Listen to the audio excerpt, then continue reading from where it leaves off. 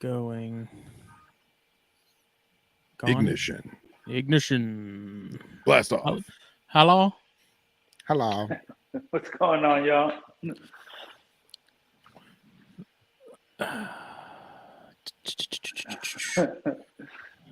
16 minutes I'm of sigh. Trying to change my playlist real quick. Anyway, as Justin does that, this is Snakes and Stogies, episode 149. My name is Phil Wolf, and as always, I'm joined by the illustrious Mr. Justin Smith, also known as the Smitty. And tonight's beautiful broadcast is brought to you by the fine people of the Pacific Northwest, the Puget Sound Pythons, as well as the finest of cage artisans, enclosure craftsman people, BlackBoxCages.com. You good now, Smitty? No. Okay, wait. He looks like he's pinching one off. Okay, nope. We're good. We're good. We're here. All right, we're here. Black Box Cages. Phenomenal stuff.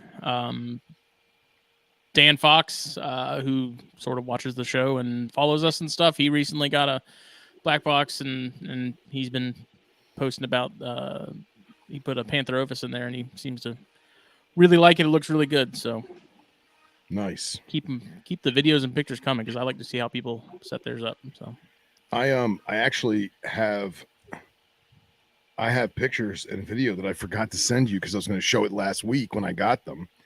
So I'm just going to send you the 2-foot, the XT2 with the lights and hold on, let me.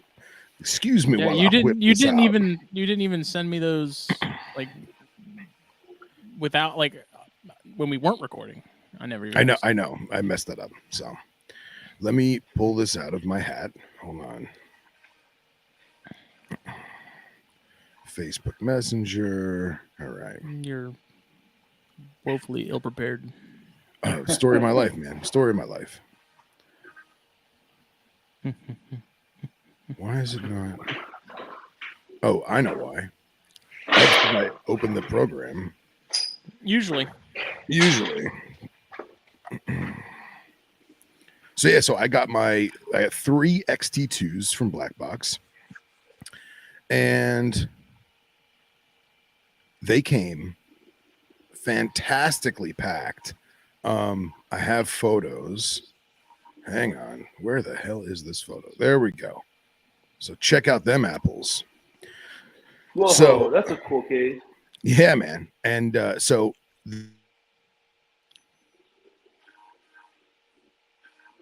no, he froze. It's deeper than I thought it would be. Yeah, definitely. I agree. Yeah, it's a really cool case though. Oh, PVC too. That's sick. I like that. Yeah. What's the cost of those guys? It's always tough because like you read dimensions, but until you sort of see it in front of you, it's hard to like fully picture, like length and height and stuff we can get, but depth, it seems like it's always always tough. The XT2s, let me look it up.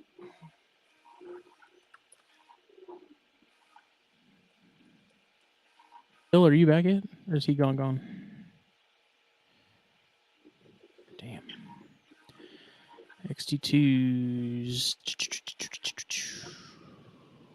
Those are $225 right now. And if you get one, use the code THN at checkout, get 10% off. And get you something nice. Get you something good. Phil's already having issues. Yeah. So this week, he was having issues last week. He was struggling. Yeah, I'm reading the comments right now. They're like, "What happened to him last week?" Yeah. Yeah, he just internet issues, and then work ended up calling him, and there was some things to deal with. But we are joined here tonight by Mr. Eddie of Father Blue on Instagram, is what he's known as, and Bioworks. Here to talk about some blue tree monitors and some of the awesome 3D printed stuff he's doing. Hopefully, that's the plan. I would love to talk to you guys about this stuff. Yeah. So we blue tree monitors. mean, that's obviously sort of one of those species that a ton of people want, and the supply can't really match the demand. And then they've always, from what I've read and seen, imports sort of like, I guess, the same with the green tree monitors and stuff like that. It seems to be pretty tough to be sort of successful with long term. But what was sort of your sort of introduction into that species, and why those in particular? Well, that's funny. I did start off the kind of like normal course with the imports and everything like that, and I guess I had my own experience with monitors. I've always been keeping monitors since I was a little kid. I was kind of introduced to them early on in the YouTube days where Savannah monitors were like all the craze, and you'd see people have them, and they would like keep a little heat lamp hanging from their house, but everyone had them like running around their house like they were like cats and dogs. And so I was early on in that, and got into Savannah monitors, grew out of it really quickly. But I built the big enclosures, everything. I had everything going fine for them, and that was back when I was back home living with my parents in Washington D.C., where I'm originally from. Fast forward, I moved to New York, and I wanted something a little bit cooler, and I got introduced into black-headed monitors, which are like a boreal, semi-arboreal, branded from Australia, and those are really cool. I love them. I worked with them for a couple of years. I had like a group of 6 of them before like the spike in those guys got up. Like I was giving blackhead monitors for like $320 out here at our New York show. Before, now they're like $1,200 each. And then I wanted something a little bit bigger. I moved out of that. I moved into a bigger place. I wanted something a little bigger. And I had what's up, dude? Back here. Get it together, Wolf. My God. I thought you were a professional. I know. Oh, jeez. Well, like I was saying, I moved into a bigger space, and I had an opportunity where someone had posted a tree monitor for sale, pair of blue tree monitors for sale on Fauna Classifieds, and I'd never seen them for sale ever in my life up until that point. And it was this cool dude, Ian, from I think it was like Georgia Exotics or something like that at the time. He worked out with me. He gave me a payment plan. I got everything ready, and I got my first pair of blue tree monitors 3 years ago on my birthday, and that was it, man. I fell in love with them, to be quite honest. But they were imports. They were hard to manage. I learned so much from those starter animals, and now I've been successful, man. I would say like 99% of my collection, except for one, is imported animals that I had to treat, I had to work with, I had to make sure that they were hydrated and eating to establish them. They're not an easy monitor to work with if you don't have the experience. Once you do have the experience, or if you go with a captive bred animal, bro, they're like one of the coolest animals to work with. I wouldn't say they're hard at all. It's when you're dealing with the imports that could be riddled with parasites, and they want to hide all day, and they want to bite you when you pick them. Those is what make it hard for sure to deal with. Yeah, it's like I said, it's one of those things where like you really don't see a ton of people with them successfully long term, and then you see even less people breeding them on a regular basis. Just here in the States, at least. Yeah, I know of at least 5 people off the top of my head that are breeding the blues. There's like a handful of people breeding greens, but it's not a lot of people for sure working. But they're growing, man. Like I see blue tree monitors are coming up everywhere. I'm seeing at least their face, like the pictures. There's an expo out in Florida, I think, right now where they're plastering a blue tree monitor as a mascot for the Reptile Expo, and I'm like, okay, cool. They're getting momentum. The only thing I hope I don't see is that they become like a fat animal, where everyone's like, I really want this right now, and then in 2 years, everyone's selling their blue tree monitors because they didn't realize how much space and work they take. Just like scrubs. Yeah, exactly. We saw it with scrub pythons. It's a thing. How do they compare to the greens? And then, I mean, I haven't seen them in a long time. Like, are people still doing stuff with black tree monitors? Yeah, black tree monitors are around. I got a couple friends right now that have black tree monitors in their groups and everything like that. But in terms of the tree monitor in general, the blues are the biggest. They get about, I would say maybe like 4, 5, 6 inches, a little bit bigger. A heftier lizard. Their body and girth are a lot bigger than the other Persinus or the Bacare and everything like that. So they're the biggest of the tree monitors. In terms of disposition, I would say they're all the same. It just depends on the animal, to be quite honest. You can get a very socialized, friendly animal And you can get one that hates you and wants to bite your finger off. Like I have a tree monitor in here who I call Bubba Blue, and if I touch him, he'll try to bite my finger off for sure. And then I have another monitor, Paul, who I'll pick him up and he'll just chill in my hand like it's nothing. So it's depending on the animal, you know. Yeah, That's awesome. That's awesome. How? See, well, like I have Ackies right now.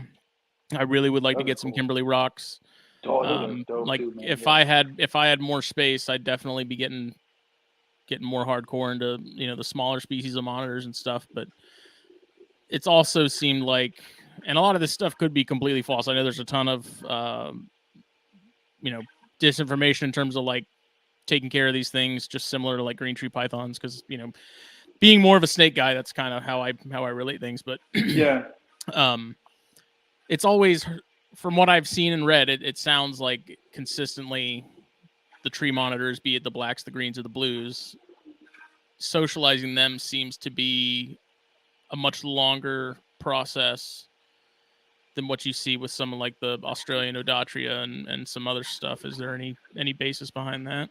I would say the difference is that the Australian Odatria that we have here in the U.S. is they're all pretty much captive born, and when you deal with a brand new captive born baby, you have an animal that's like has almost a blank state, Right. a blank slate in terms of its life. And you got to imagine the crazy stuff that these animals have to endure. They have to be poached. They have to be tied up by, a noose. Have you ever seen how they catch them? It's like this giant pole with a noose. And then they got to get stuffed in the bag. And then they got to be transported for a week or so in a plane. And then they got to be held in a holding facility. And then we get it. And like, that's so much trauma that could go into an animal's psyche. And, it's no wonder that they come in here frantic and don't want to eat and don't want to like, that's a lot. And in particular from like most other animals, the Tanta especially isn't an island that's easy to get to. You got to travel to the island by boat, and that's like a day or two trip by boat to get there. And then you can go to the mainland to do wherever you want. So again, it's a stressful journey. And that usually is what causes these animals to have the reputation of being bad, flighty, very scared animals. But if you deal with a captive born baby animal, that's an animal that, again, not all of them are the same, but you can get an experience like Dion from Reptiliatus, who has his green tree monitor. Literally, every time he runs open the cage, it runs up his arm waiting to get some food in it. And it's so social and it's so beautiful. And it's like, that's the stuff I love to see. And I would love for all my animals to do that. But unfortunately, I play with their comfortable zones. I don't ever force any handling. I don't ever try to make them do something they're not comfortable with. But kind of like to summarize all this stuff up, if you get a tree monitor and you want a tree monitor that's like calm and easy to work with, go CB, talk to one of the local U.S. breeders. If you got questions, I'm happy to plug into those guys. There's a handful of these guys that are producing babies, regularly to feed our demands, and you will not regret working with a CB animal. It'll be such a delight for years to come, to be quite honest. I think the only person that I see producing them that I've paid attention to or that I follow was the guy at Sundown. Yeah, Brian Susan, he's a really cool dude. Yeah, I've seen. Seems like he's posting pictures of hatchlings and stuff on a regular basis, and that makes me wonder. Similar, like sort of rhino rat snakes and rough scale pythons, where the availability was so limited that really only a handful of people got them, but there was nothing difficult about breeding them or keeping them. Yeah, is it a similar scenario with these? I think it's depending on what you're able to give them and everything like that. So the breeding part, there's certain people that can breed these guys closing their eyes. Like they have their parameters dialed in. Yeah, they have the touch, they have the parameters dialed in. But if you even ask Brian Susan, when he first got into the tree monitors, it took him 3 years of keeping before he figured out what he needed to do to get them to breed. And similar to other tree monitors, generally it takes about like a year, 3 years to get like proficient enough to be able to consistently breed them. Sometimes you get lucky and you'll get the odd female that'll breed the first year you put them in with a male, and that's fine. But I would say it's hit or miss. In terms of care, again, as long as you're dealing with a healthy animal, they're not hard to keep. You don't need to be like misting them 24/7 and giving them a gourmet roaches no, you don't need that stuff. They do better on an insect diet. They do better with, a higher humidity environment. They do better with like a mid-range cool temperature kind of zone with a 120, 110 basking zone. Like, you give them these parameters. If you have experience dealing with monitors and green tree pythons that kind of need a certain touch, you do fine with these animals. They're not an animal that, like, if you look at them breathing, they're going to die on you, you know? They're not hard at all in that way to keep. If you want to keep them on a different level, like, say, like how I am with the 7-foot enclosures and this and that, you can do that and they'll thrive, and they're not going to be mad at you for doing that. They'll love it. But again, it takes a certain type of keeper that wants to go that route and work with them. But I would say no. Would I recommend as your first monitor? It depends, again, on your experience with working with animals. Yeah. And as long as you have the right guidance and like the people that you can kind of like relate to, ask questions, you'll do fine, man. And there's a great support system out here in the tree monitor groups that they'll answer any questions you need. As long as you don't come in there thinking you know everything and you're willing to learn and you're willing to like kind of like, you know, just take advice from people, constructive criticism, you'll do well. You'll do well. You know, I didn't come into this. No, I didn't come into this knowing everything. I came into it with an open book and an open mind, and here I am now. You know, it's straight up the green tree world in monitors. Yeah. Like everything you just said is like the exact same thing that we tell people with green trees. Like, you can start with a green tree if you want. It's not gonna, like, they're not really that difficult to keep. But if you start with a adult wild caught import, like you're gonna have problems if you don't know what to do. You know. Exactly. Yeah. Well put.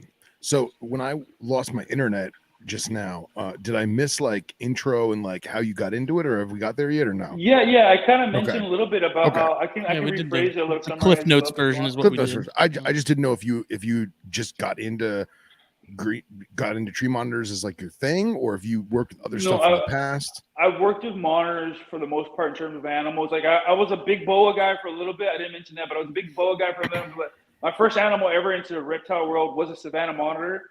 And I got real heavy into that as a kid. Like I was like 16, 17 years old in my parents' house in our apartment in DC. And after I got my first one, I kept it in like a 10-gallon tank. And I quickly realized that like these things need massive enclosures. Yeah. I don't know if you guys are aware of this forum that used to be around, but Reptile Zone used to have this crazy monitor page. And you would see these people build these wild, elaborate enclosures for their animals. So I was like 16, 17 building 6-foot by 3 by 4-foot enclosures in my home, in my apartment, and driving my mom fucking crazy doing that, you know. And and then I slowly, after I moved from DC, I came up to New York and I started working with black-headed monitors. They were a cool little tree arboreal, semi-arboreal monitor to work with, but I wanted something bigger and a little bit more challenging. And I got an opportunity to pick up my first blue tree monitors that I've never seen them for sale up until this point. I see them on Fauna Classified. And I pick them up, and here we are today. You know, now I have 9 of them total in my collection. Awesome, super cool, man. And the enclosures are incredible. I mean, anybody who hasn't been to your Instagram, they need to. I'll move out the way, man. Look at that row, man. Oh, incredible. Yeah, so all of them are giant, kind of like they serve different purposes. Like I have female cages and male cages. To separate males in the breeding season and everything like that. So when females are laying, they can just have their own enclosures and everything like that. Sure. You know. And then when put together, when a male and a female enclosure is put together, it's a 7-foot by 7-foot by 3-foot enclosure. Wow. For each animal. Yeah. That's awesome. And do you ever cohab or no? They're cohab right now because I moved. So I have the most I've ever cohab was 3 animals in one cage just to see how it reacts, but not every animal likes to be cohab. I have females that if they see another female, they'll hiss at them and they'll try to attack them. I have males that'll do the same to other males, but I have females that work very well with certain females. It's just they're all different. They all have different personalities, you know. Yeah, man. It takes time to work those kinks out, and you're doing it, brother. It's awesome. I'm trying, man. Awesome. So how'd the name Father Blue come around? Yeah, that's funny, man. Everyone asks that. So it's funny. I have my personal Instagram page is actually called Father Gara, and the way that came about was like I was looking at I heard the story about the guy that was named after the city of Baltimore, Maryland, and the dude's name was Lord Baltimore, and I was like, damn, that's a cool ass name, dude. Like how do I become a lord or something like that? And I was like.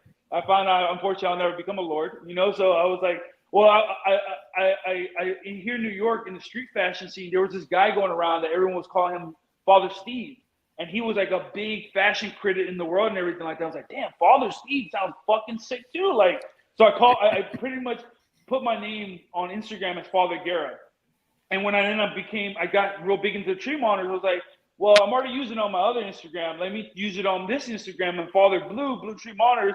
That sounds rad, and here we are now, dude. So it's like, that's cool. Nothing to do with any of this stuff. It just happened chance that I was already using the name, and it stuck, and I like it a lot.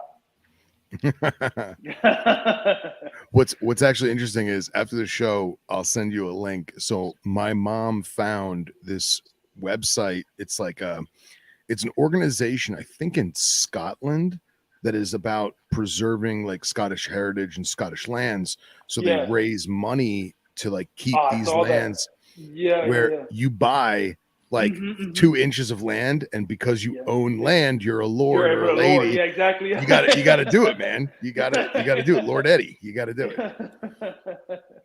So funny as hell, that's cool. That's cool. That's cool. Oh man. So you said nine adults. 9 adults. Yeah, I have a ratio of 5 females, 4 males. Nice. And how many have you been successful breeding, or do you have clutches going right now, or what? No, so I've had instances of breeding activity. Like I've caught females and males paired up and locked up, and I've had instances of eggs laying. And unfortunately, every time I come in and they've either been like ransacked by the males or something like that, or I've lost eggs. Like I found remnants of eggshells and everything like that. Like I've lost clutches, so I haven't been successful as of yet. This is my 3rd year keeping the tree monitors. As of January 14th, this is my 3rd year keeping them. But this is my first winter with the entire group. So up until a year ago, I only had 4 of them, which was like 2 pairs. Yeah. And now I have the whole 4 pairs and everything like that. So this year, with the whole enclosures and everything that I'm doing, the goal is to hopefully have every female this year paired up and laying eggs by the end of the year for sure. Excellent. Awesome. Very cool. Are you keeping anything else, or you just have the blues currently? Only blue tree monitors right now. I kind of like it's super hard. It's very hard to be like strict on this. Because believe me, dude, I want to have every animal. I don't know how you do it, man. Yeah, man. That's what my question is like how the hell do you stay focused on a singular thing? Because I mean, there have been plenty of times where I was like, I'm going to focus just on chondros. I'm going to focus just on bear dreads. I'm going to focus just on goniosoma. And like, I know that the moment I get rid of everything but that, I'm going to miss the other stuff. Right. Exactly. Yeah. Or I'm going to see something else and it's going to creep back into the room, and then it'll just, the floodgates will open again. So like, the fact that guys like yourself, and I know plenty of others that are like, laser focused on one species, man. Like I don't know how you guys do it, because as much as I'd like to with some stuff, I don't think I could do it. Yeah, it's hard. I want to pick up. I really want to work with tricolor monitors right now. Like they're such a beautiful, amazing species that super misunderstood more than the tree monitors, because we already got people breeding them, but no one's ever even bred a tricolor before. And those are beautiful animals but like again, I want to focus on this project, and I figure like if I want to be a responsible keeper and be someone that's like a role model for like the young generation getting into this, I don't want to be someone that just like jumps from project to project to project without being able to fully understand these animals. And I want to be able to say like, yeah, this is exactly what I have to do, and this is what I did to get them to breed, to have these reproductive events or these experiences to happen, and this and that. And until I can like fully, detailedly explain how I do that, I'm not finished with this project. So that's kind of what led to like me focusing on this and not moving around. And it makes husbandry easier when you only have one species of lizard to work with. Oh yeah. The husbandry is all the same across the board. The medicines are the same. Like the notes are the same for the most part. So it just makes taking care of them a lot easier in that sense, Absolutely. Absolutely. So how did you go about designing the room and like the cages and everything? Oh, that's a good question. So I've had a blueprint already of how I built cages similar to this. Previously, I had in my previous house, I had cages just a little like a foot shorter than this, but the same diagram, same idea, and everything like this. And I've been like just like a natural born carpenter, I guess, because because I had experiences building cage to cage. Like every animal that I ever had, I've always built an enclosure, and from building those enclosures, I learned certain skills, and I acquired the tools. Like now, I have the tools to build a whole dang house if I want to. Now, like, yeah. from all the stuff that I built. So it's my own like designs I've been refining, and now it's easy to build. Like I would say, all the enclosures that I had here probably cost me about like, with glass, probably about like $2,000 or so to build this entire thing. That's awesome. So it's not expensive, but it's not cheap either. Compared to what you could build. And I got blessed with the space where I have the basement is 30 foot. The wall is a 30-foot wall, and so I was able to fit. So I have 8 enclosures in here, not including my quarantine enclosures in my other room. I have 2 quarantine enclosures in the other room, and I was able to fit 8 cages as long as I staggered them, one being 3 foot wide, the other one being 4 foot wide. So the male cages are 3 foot wide, female cages are 4 foot wide. Together they're 7 foot by 7 by 4. But and I made sure, like, just learning from like past experiences. I know that like I like to do bioactive enclosures that have like with a heavy misting. I know I like to do heavy misting with my tree monitors, so I make sure that I raise my cages up. They're raised about like 7 inches. I have a drain on every single one of them. There's a whole plumbing system on the bottom, so the water drains into these valves that I then can deposit later. I knew I wanted that. I also knew that I didn't want them touching the ground because that acts as like an insulator. It acts as like a heat sink that draws it out of the cage and everything like that. So I didn't want that. So I wanted them lifted. I knew I wanted them 7 foot tall. I knew I wanted to max out the amount of space that I could in the house. So I built them 6 foot lifted. They're 6.5 foot tall. The whole thing is about like 7.5 tall in total for the whole design. And I just wanted to make sure I cover up the entire wall. So like from one wall to the other, fully enclosed. And it looks cool. At the end of the day, when they're all done, I'll have it all finished and it'll look like it was built into the wall. That's awesome. That's super cool, man. Now, when you cohab them, do you have like a removable divider between male and females, or you just have the males? Yeah. So right now they're not installed yet, but what's going to happen is that because I have the 3D thing, I'm going to do these 11-inch portholes that are going to be in between each cage. You're going to have 2 per cage. So I would just open that cap and the male can then be going to a female's cage and everything like that. But that's going to be the end goal with that. Nice. Our friend Brandon Valentine, he wants to know, what wood did you use? Is there like a specific type of wood or just plywood, or did you treat the wood? So I would, whatever wood you can get, I would, use that. Anything at least 1/2 inch is what I suggest. But this is a OSB, which is like the regular, like it's like that, like particle board, where it's not particle board, but it's like that, like sheets of little pieces of wood that's like glued together. Really dense particle board. Yeah, pretty much. And it's treated with a dry lock, which is, and I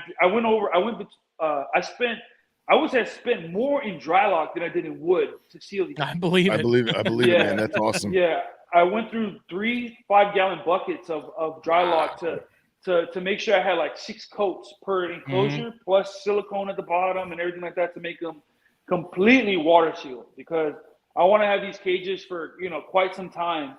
The only upgrade I'll ever make is probably go into like the Euro style metal enclosures with those little connectors and everything like that. Maybe one day I'll upgrade to that, but no, I want to make sure these last for as long as I can. So yeah, absolutely. That's awesome. You'd mentioned humidity and misting and stuff and having your drainage. Do you have automatic hydration systems, or are you just hand spraying, or what? So I have mist keys installed in all my cages right now, and Nice. So I have a system that goes off like when it's like super like into like the breeding season. I'll have it go off like 5 times a day, and then I have it go like 5 times a day to just keep humidity like as high as I can, and also just to like keep everything just very hydrated, especially with the wild caughts. They don't always want to drink from bowls or anything like that, so you have to give them as much opportunity as you can for them to drink. They're most reluctant to drink in these environments. And I also have my feeder, they're like these little feeder cup ledges that I have in here that also provide a bowl of water for every animal and everything like that, That's awesome. So then you said that how everything's bioactive. Do you have like a drainage layer, or do you just let it get soupy? I mean, how often are they semi-aquatic at all, or are they mostly just legitimately in the trees? So it depends, man.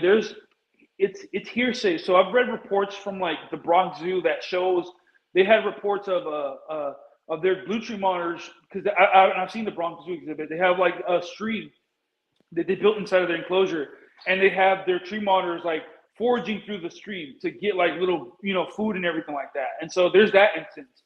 And then there's also an instance where I heard of a keeper who had fresh imported green tree monitors, and they had a bowl of water inside, and one of the tree monitors drowned itself.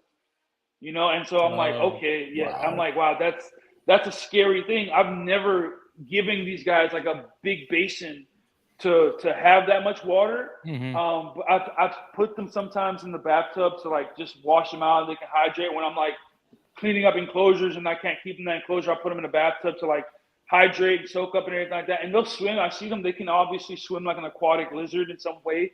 But again, like just knowing that there's someone that's actually had monitors drown, that scares me enough to not want to take that risk. So I do the misting, I do the little bowls, and I have friends that have pictures of their monitor sitting in little bowls, and that's fine. But I don't want the risk of an animal that might drown itself.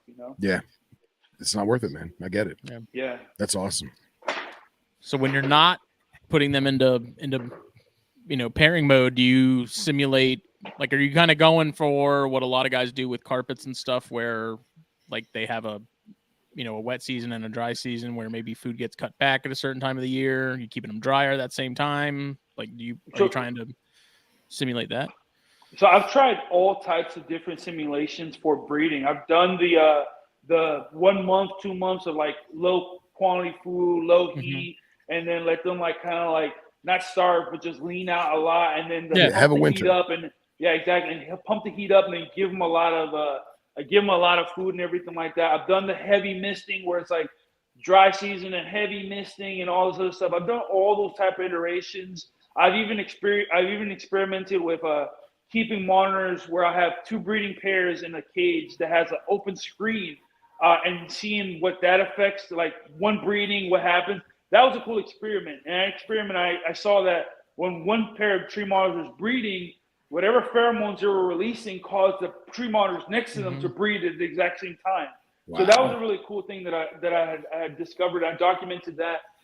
But yeah, I do go through the entire seasons and everything like that. A friend of mine, Chris Applin, coolest guy in the world right now to me, honestly. He's like a dream dude. Like, he just went to Bantanta in the last month. I follow him. Yeah. He's from the UK. He just went to Bantanta the last couple months, and he went out there and like during the what we call our winter. He said that it was just pouring. It was like it would just, the humidity was like at 100, and the ground, it was raining. Not like it would rain periodically through the day, but consistently. So. It's a weird weather that island has, where it's like it seems to not go through like a typical dry period, and it's more so like it's wet and then they're super wet, and that's kind of how it is on that island, Yeah, he was posting pictures of some of the like wild percentis and stuff, wasn't he? Yeah, exactly. Yes, and he saw some cool. really cool stuff. So this year I built these out to be able to kind of mimic some of the stuff he did and be able to deal with really high rainwater and water wreck. So yeah, my substrate is bioactive. There is a drainage layer. It's lifted about 6 inches inside. No, not 6. About like, I'd say like 3 to 4 inches is lifted. Then I have a weed blocker, and then I have my bioactive substrate on top. So whatever goes through the bottom dries out pretty quickly and everything like that. So I'm able to mist heavy and not have to deal with the boggy water or anything like that. And it's stuff that I kind of learned from like keeping these animals and seeing what works and what's not. And now I swear by having drains on the bottom and drainage layers, just when working with these type of animals at least. Bulkheads make a huge difference too. Is like when I was doing darts, man, like that was always the thing I dreaded the most, was having to drain that drainage layer, because I put it like a PVC coupling in there, and then I had a hose and a siphon, and like having to pump it out, and of course it got everywhere, and it was like, if I just had a bulkhead where I could just turn it on and then turn it off. Exactly. That's what I have right now. On each one is a bulkhead with a PVC pipe that's interlocked to each one, and at the end there's an on and off valve that I can just dump all the water from all the cages at once. Very smart. Yeah, that's awesome. Very smart. The have you looked into doing any like the thunderstorm recreations like a lot of people are doing now? I've seen that, man. I've seen that. I saw that Miss King also came out with like a certain system that simulates rain droplets. And what they did is they bought like it's like a plastic container, and they turn the nozzles upwards, and the nozzles shoot up in this plastic container, and they collect bigger drops, and then that simulates rain droplets when it comes down. Wow. So it's a real cool system. Yeah, so it's a real cool system. So I was like, wow, that's a real cool. If someone made something big enough on the top of an enclosure to mimic that would be really cool with that. I haven't done the thunderstorm yet. I have looked into it. I think it's cool. All my animals right now are on like a timer system that turns on the lights and turns them off gradually, like almost as a natural kind of like graduate, you know. So it's not immediately like bang on. It all turns off to make it easier to mimic that type of a kind of like scenario. But that would be something to look into. I haven't done it yet, but see what it does at least. I know there's several groups of individuals, both in private sector and on the scientific front, that they're trying to see if the actual noise and light of the storm, like the crash of the thunder and the flash of the lightning, if that really plays an effect to it. And I'm wondering if, it's a rainy day, but is it a thunderstorm? To kind of, you may not have the barometric pressure to simulate that drop or that front coming in, but at least you have the other symptoms of the storm, so to speak. I didn't know if that might be something to look into.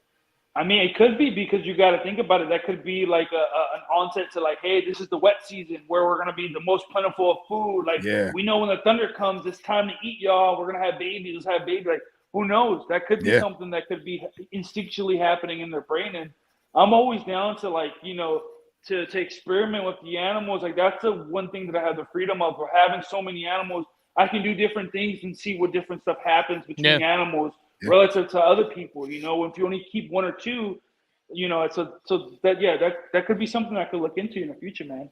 Very cool.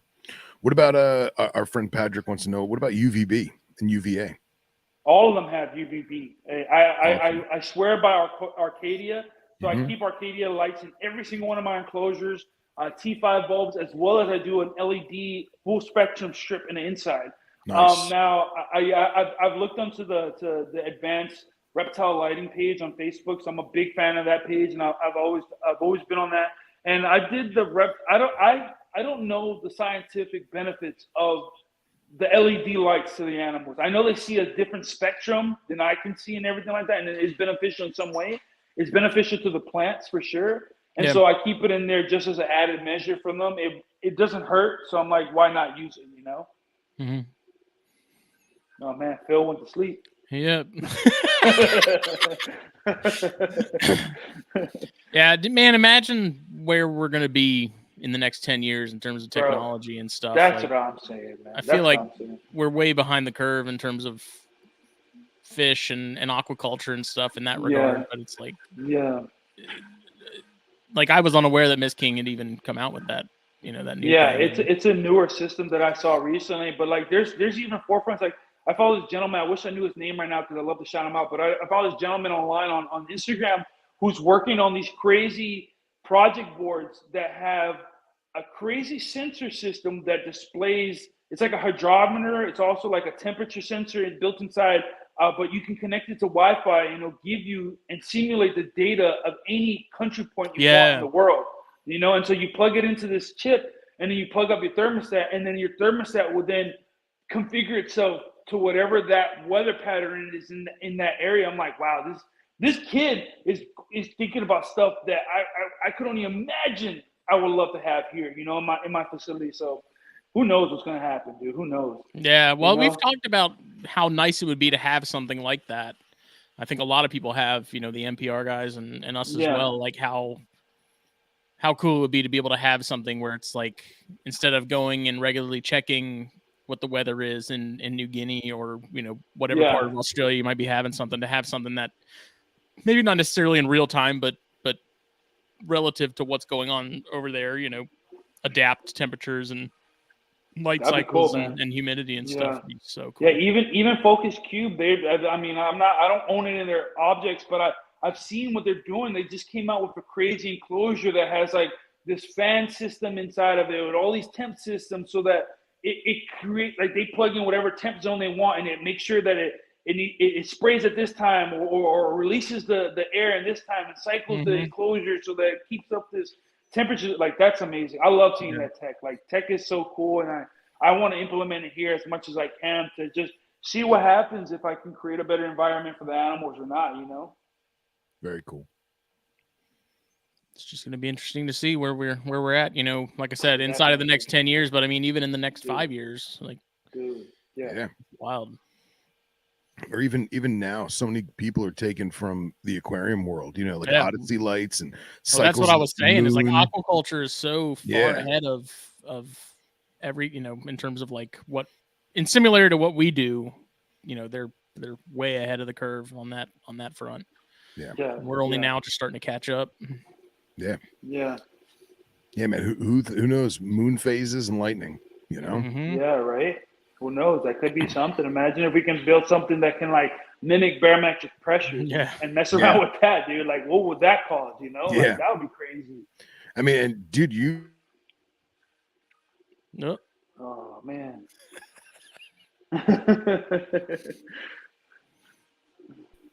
Womp. Oh, wait, there he is. You're back. I was about to press the button. All right, I'm back. It's not my night tonight, boys. Sorry. It's all good. Seems like it's not your month.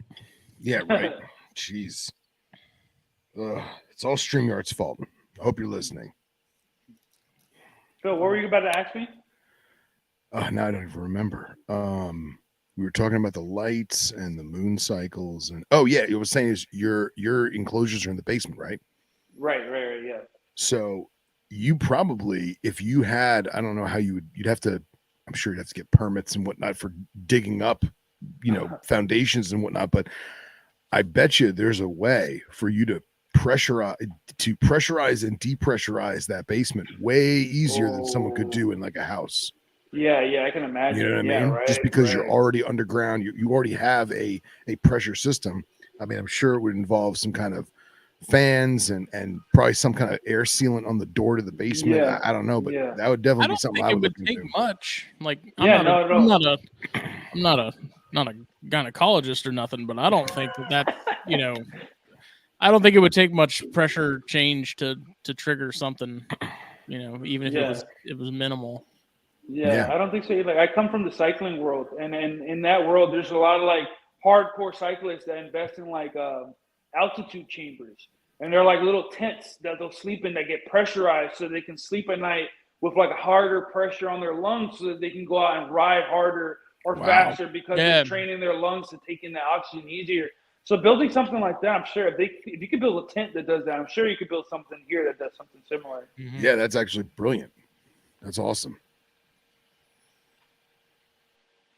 Pull a vacuum in the room, find the drafts. Right. What about so you have all the bioactivity and you have the drainage layers and the rain and the misting systems, everything.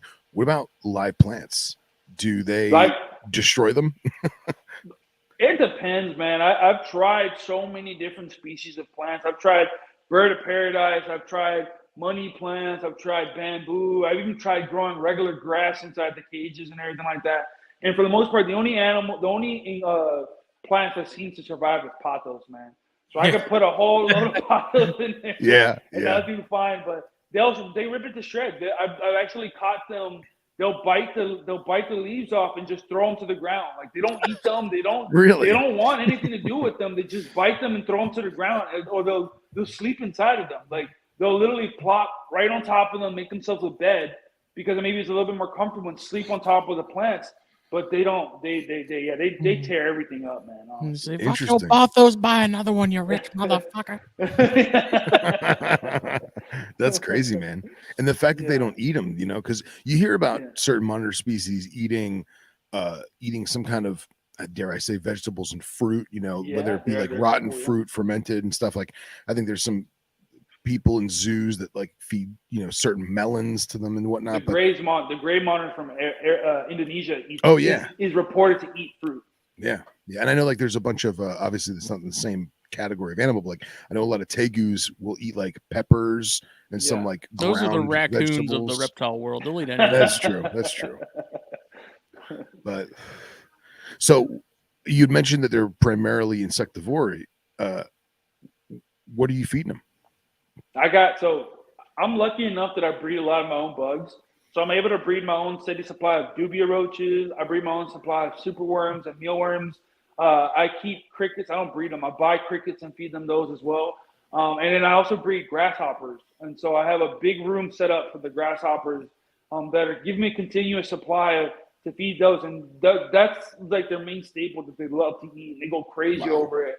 I also buy I feed them sometimes I feed them a protein-based prey. So like I'll feed them quail, day-old quail, but that's the most that I'm feeding them. Okay, and no rodents at all?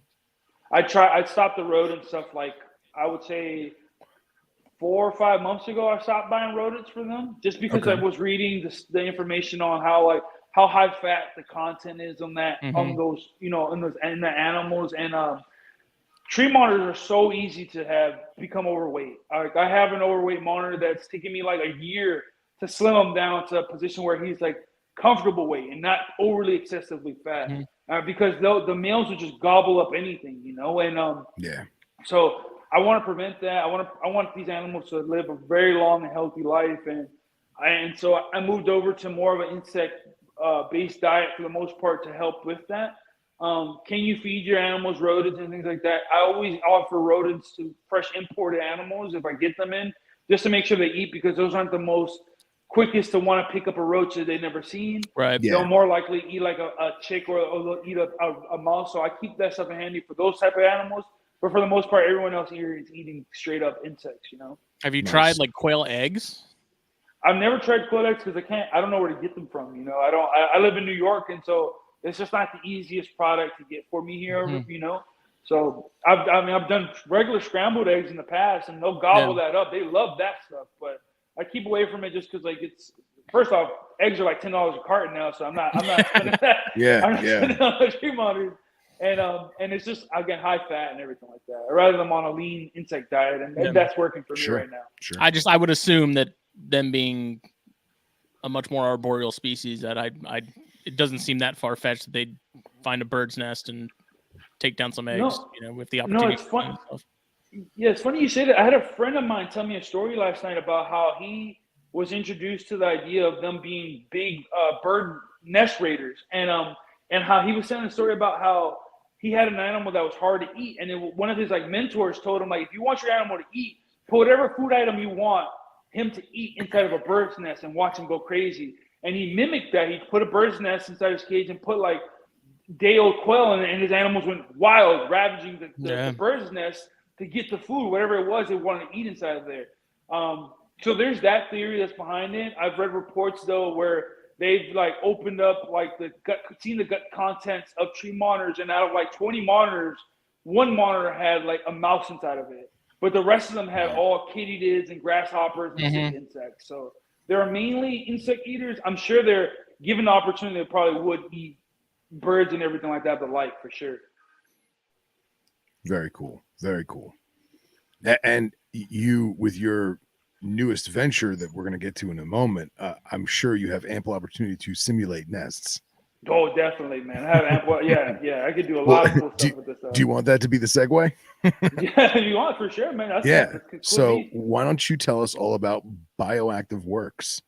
Definitely, man. Cool. So Bioactive Works with this side dream project that I've been working on for the past 2 or so years since I've been keeping the tree monitors, and it all derived from trying to figure out problems that I was having with tree monitors and ideas that I have with tree monitors.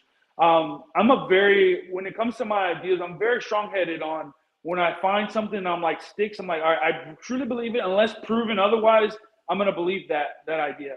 And so one of the biggest things that I've learned with tree monitors is in the introduction of looking at tree monitors, the biggest thing everyone had when breeding was females either retaining eggs or reabsorbing eggs or not laying eggs in the proper mash fashion that they do.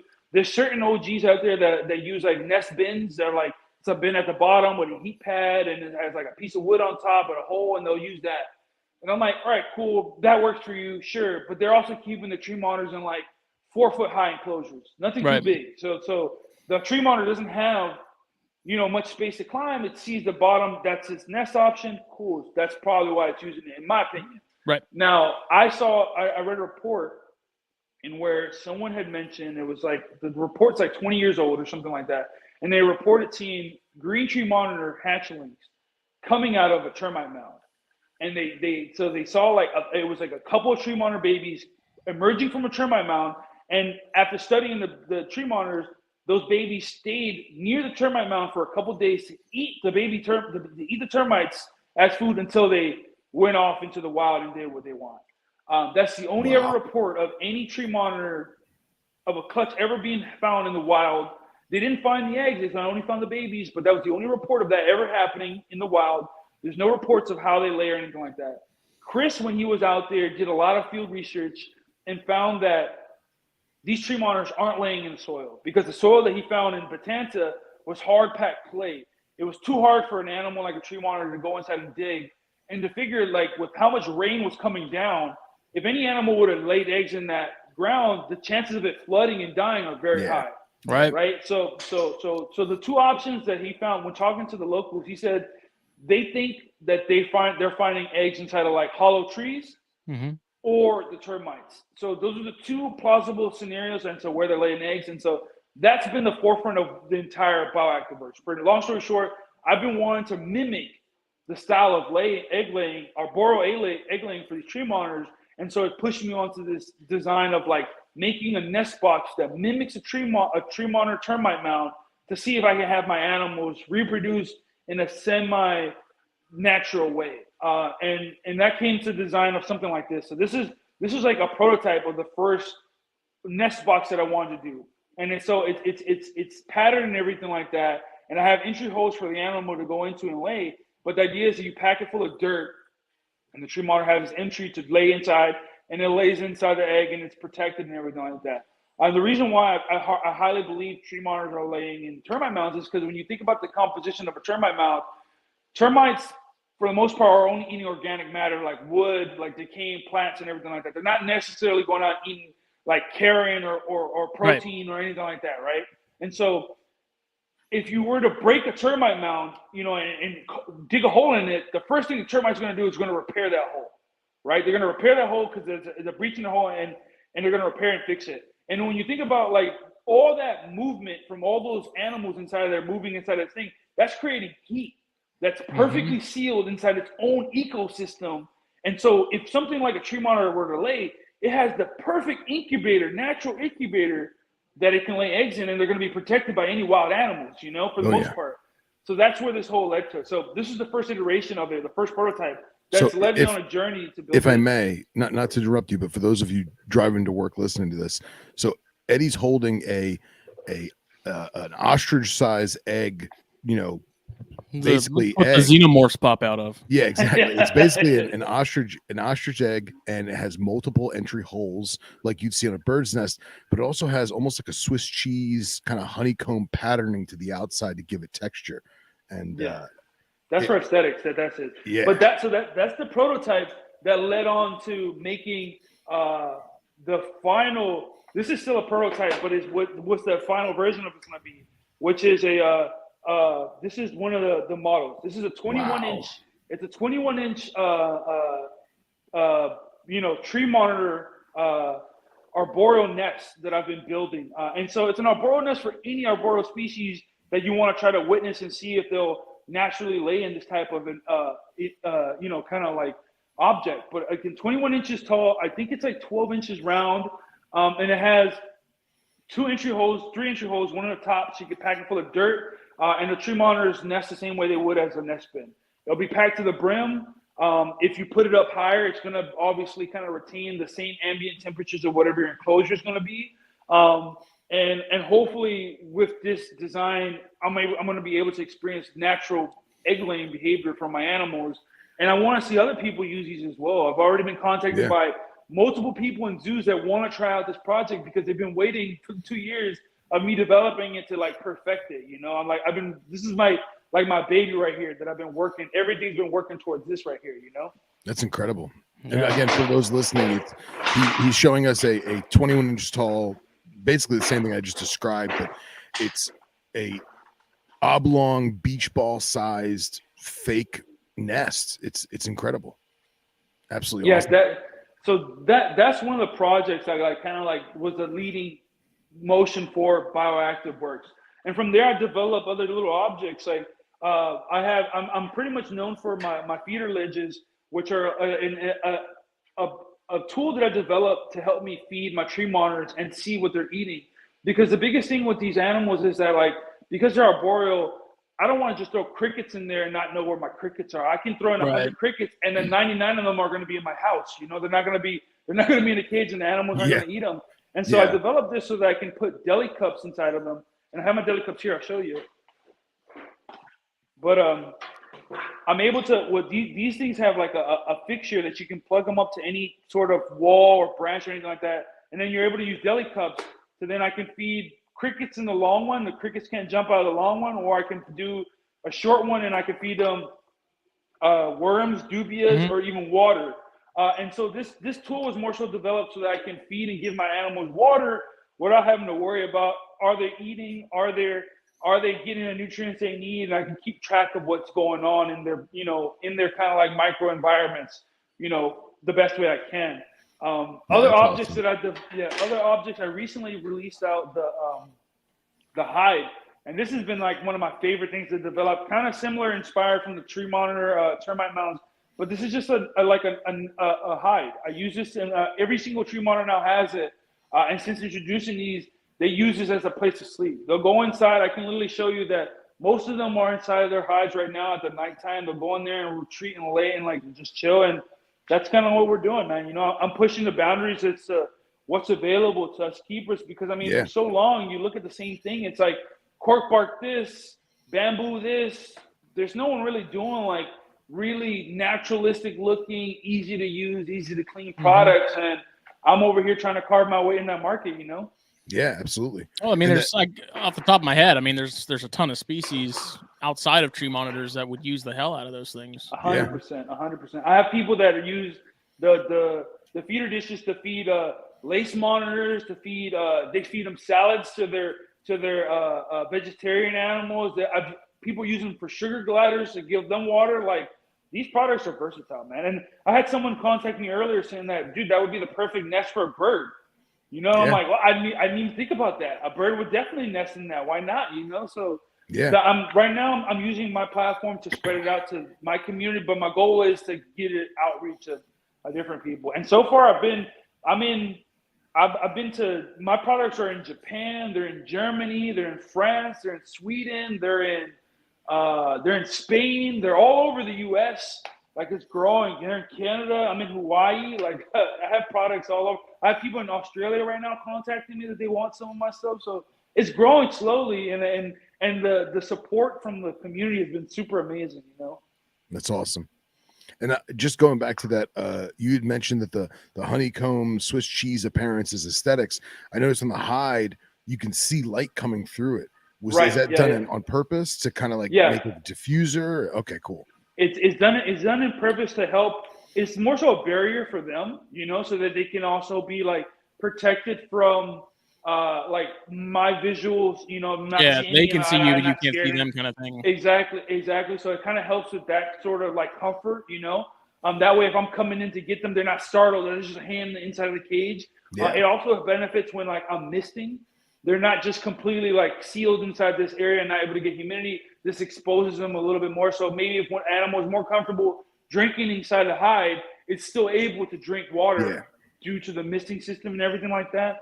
And aesthetically, it's again, I built it more for aesthetics, but there's so many different benefits for it as well. Like it derived from like this was the original model for kind of like the entire structure, and this is a plant holder that I make, and so this is so like if you have a cage that's bare that you don't have anywhere to put a pot or anything like that, this has a flat back with a mounting system, but the holes here help aid in draining, so you don't overwater your plants. Aeration too. Exactly.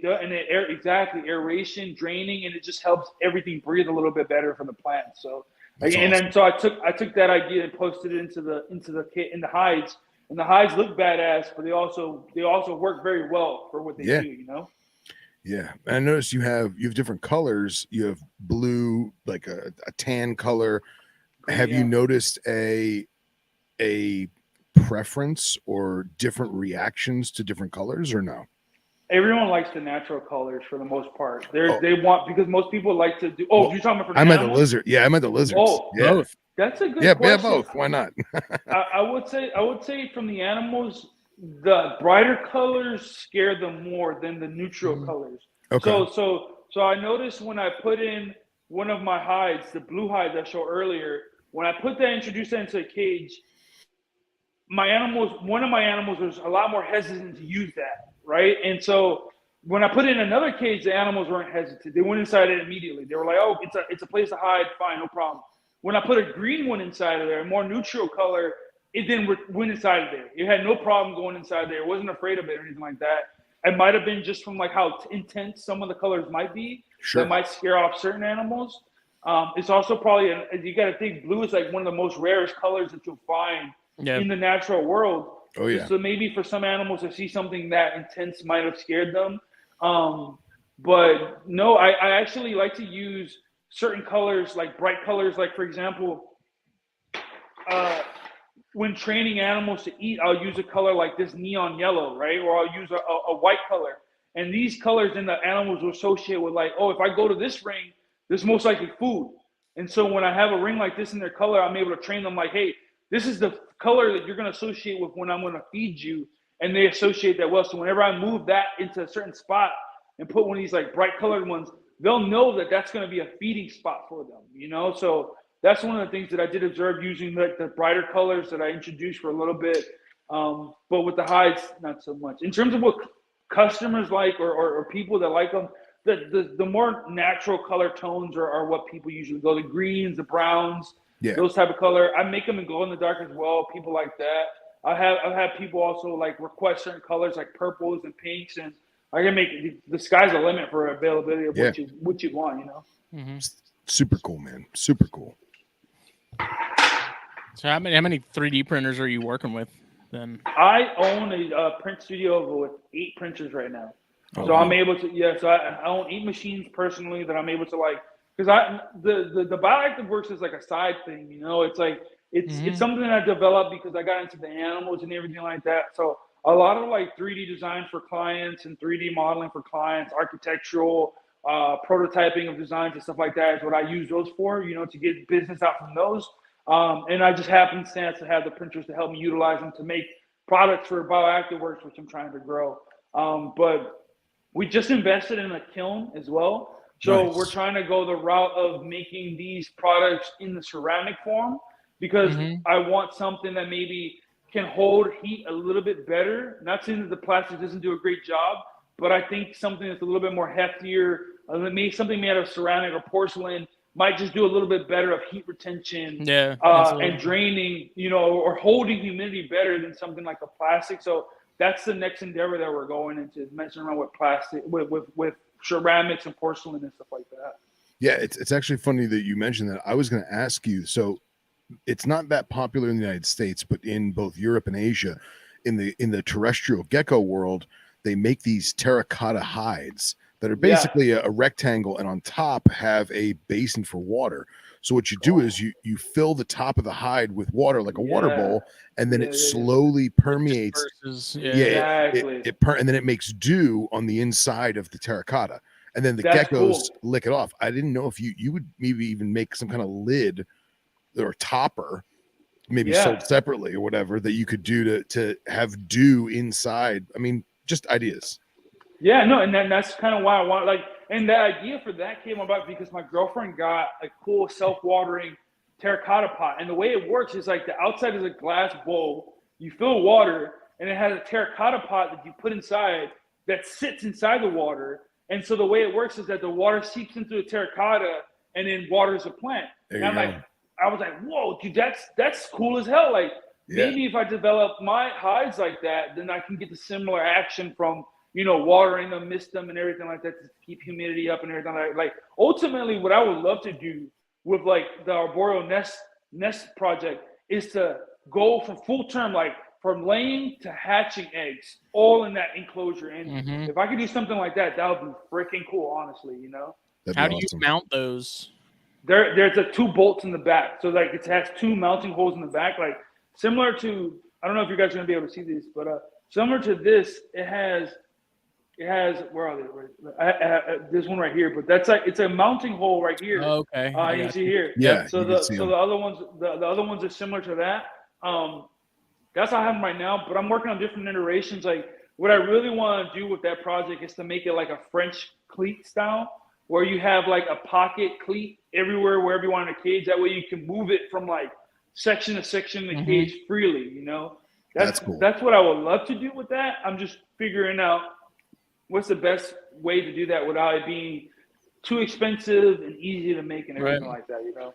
Yeah, you could do like a trapezoid shaped dovetail, exactly.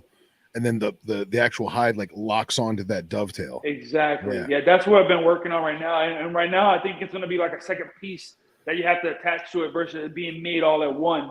But I've been prototyping designs just like that. You know, it's like it's limiting because you're working with plastics, so you know if they can only hold so much weight, and you got to figure when these things are packed up with weight, they're weighing a ton. And then also not just the plastic. The plastic is strong enough, but then sometimes some of the branches you're using or the screws you're using aren't that strong. So there's so many factors that go into play with that. I'm also working like on an option of these termite mounds that have like a pole base. So there's almost like it can hold a rod on the bottom so that it's stabilized by a pole on the bottom of the floor, so it stands up still.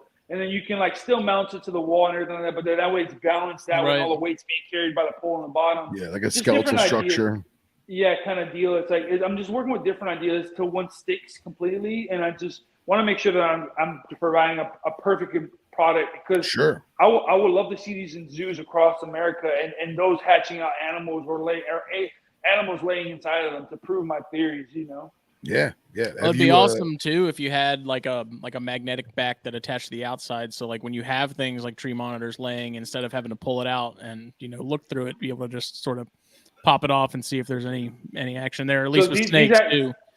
These actually have the one model that I created has a twist off top, so you're able to put them on and twist them off. But you have to have a little port, like you said, would probably be cool. That way you can like maybe even have like a piece of film on it so that all the dirt doesn't come out, but you can see, hey, like what's up? Did you lay eggs here? Something like that. Yeah, something like that would be cool for sure. Yeah, have you worked with 3D printing metal at all, or no?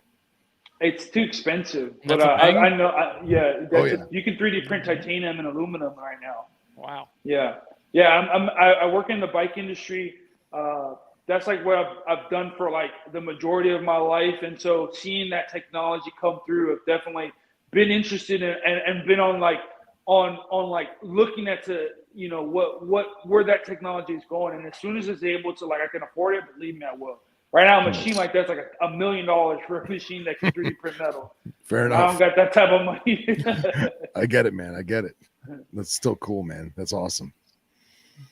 Yeah, like currently, so like in my Jansen eye enclosure, I have just a 5 or 6 quart box with a hole cut in the lid, and it's just packed with spag, and that's like a lay box / humid hide.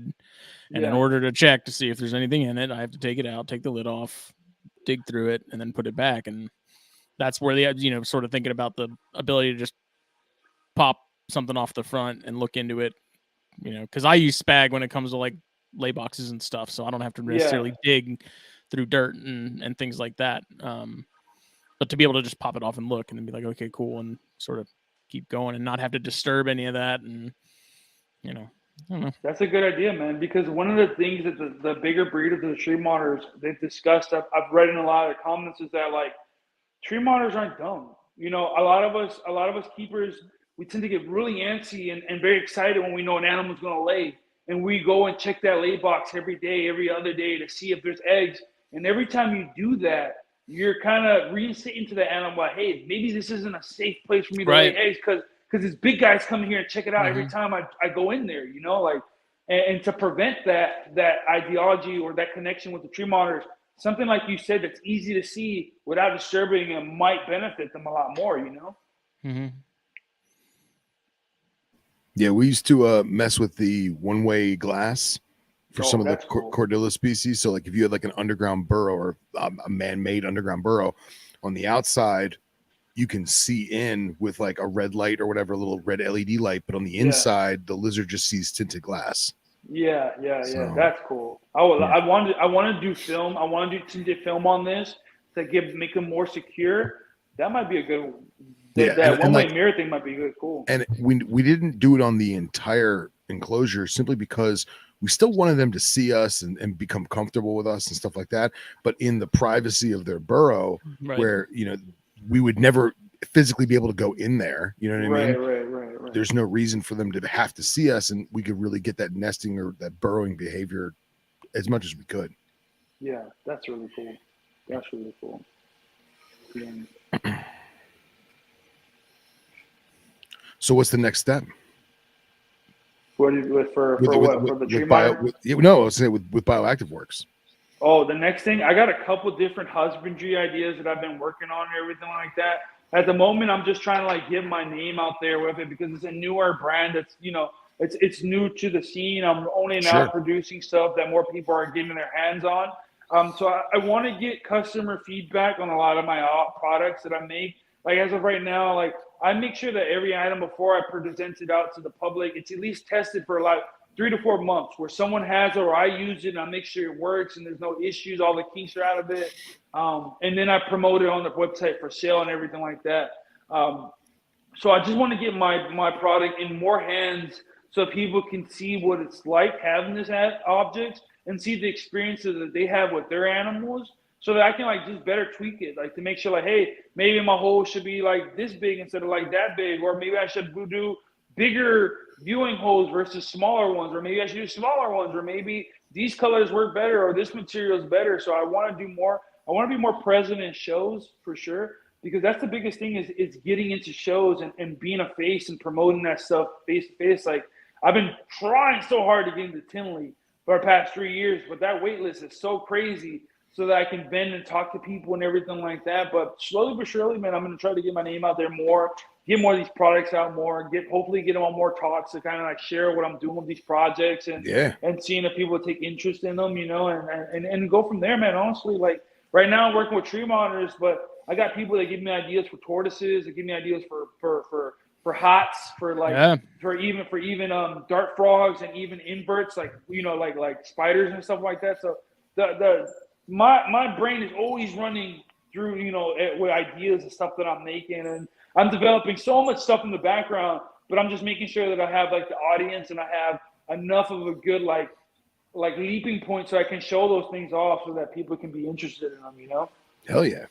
That was something with dart frogs that I always wanted, and I had an idea for it, and it was like a 3D printed pill sort of shape that was, you know, I don't know, 5 inches, different sizes, that was sort of perforated, but you put, you know, fruit fly media or something in it, and basically have something to where you can, if you have to leave for, you know, a couple of days, you have something that more or less is like a slow release for fruit flies that the frogs can't necessarily get to, but the fruit flies will kind of come out on their own. And so I don't know, that was something that I thought would be really useful, but because I don't have the technical ability to do these things, I just have the ideas, you know.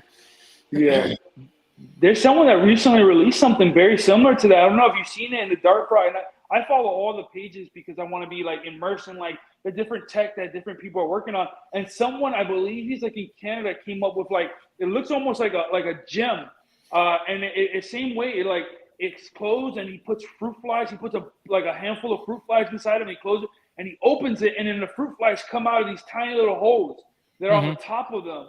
And they'll feed all their animals. It's not slow release. It's like immediate release, but it gives them like a certain point where the fruit flies walk out and they just walk on the little platform, and then the frogs come and eat them all, you know? And I thought that was really neat seeing that guy innovate in that sort of realm, you know? Yeah. That's cool. That's cool. The, I don't know how dense or how porous your plastic is, but have you thought about like, I don't know about dyeing them, like you make the khaki color, because I know like in my industry there's a lot of plastic parts, and what guys will do is they'll take fabric dyes, they'll boil water, and then obviously you gotta be careful not to melt the plastic, but they'll make like almost camouflage patterns with vinyl, where they basically have vinyl stickers or whatever. They roll it in the fabric dye, and they take it out. They peel away whatever vinyl stickers or decals they have on there, and now they have like almost like camouflage patterns and stuff. Yeah, Yeah, that's cool. I I see mean, like they got marble camouflage Crocs, so I didn't know if that's something you could look into there, Yeah, definitely. And I always suggest anybody to be creative with this stuff, and like Yeah. I got people that buy these a lot of these hides and stuff like that, and they'll do like silicone with like moss on the outside to make them look a little bit more realistic. I don't do it because I have access to so many different colors. Yeah. Really, I have every color of the rainbow. So if you want it a certain shade, I'll just make it out of whatever color you want, So for the most part, and so I don't really deal with the dye, but I always, I always say do whatever you need to do to make that stuff useful for your cages and your enclosures and everything like that. For the most part, Very cool. And then I saw you had on one of the ones you held up to the screen, I saw the 2 little pilot holes for one of your feeding rings to looks like to bolt onto it. Yeah. That's the cool thing. That's brilliant. Yeah. So this is the you saw it's in the front of it right there. And that mount goes with a corresponding holder, and basically there's 2 recessed nuts in the back that will hold this in place. So it's a plant holder plus a feeding dish, So it's 2 in 1. It looks the same and everything like that, and it just kills 2 birds with 1 stone. You figure an animal will go there and chill and want to dig or something like that, but also has access to food and water, and just being innovative like that. There's another hide that I made before the new hide I had, which is a canopy hide, that also had one incorporated in the front of the cage. So in front of the hide, there was like a little bowl in front of it so that the animals would associate, food, water, shelter, all in one place, just to make them like more comfortable and established faster, especially for imports and everything like that, Did you find that to be sort of the biggest hurdle with the blues in particular with imports, was sort of getting them to chill out a little bit and realize that they can in fact come out of logs and live? Yeah. So I have always been a big component of not using a lot of hides in my enclosures, and I've gotten a lot of flack from this from a lot of people. And so what I'm going to say right now, first off, is my own experience, or my own thoughts, and my own kind of what I think about this sort of technique. And your I don't personal say experience. you need to try it. Exactly, right? And so I've always been a component of like less hides is better for fresh imports, because from my experience working with imports, when you give an import too many hides, the first thing he's going to do is find a safe place and stay there, because everything outside of that hide is dangerous, is what they're going to associate life with. And I've had tree monitors where you give them all the cork bark in the world and you never see them. They're never out. They're just hiding all the time. They never come out to bask. They never come out to drink. They never come out to eat. And they just deteriorate so fast. You have this perfectly healthy fat monitor that will just become bone skinny because it's so afraid of everything. So seeing that, I've been more on the realm of like, until animal is established and I know it eats and I know it drinks and I know it basks, I won't introduce a hide until I've seen those actions from those animals.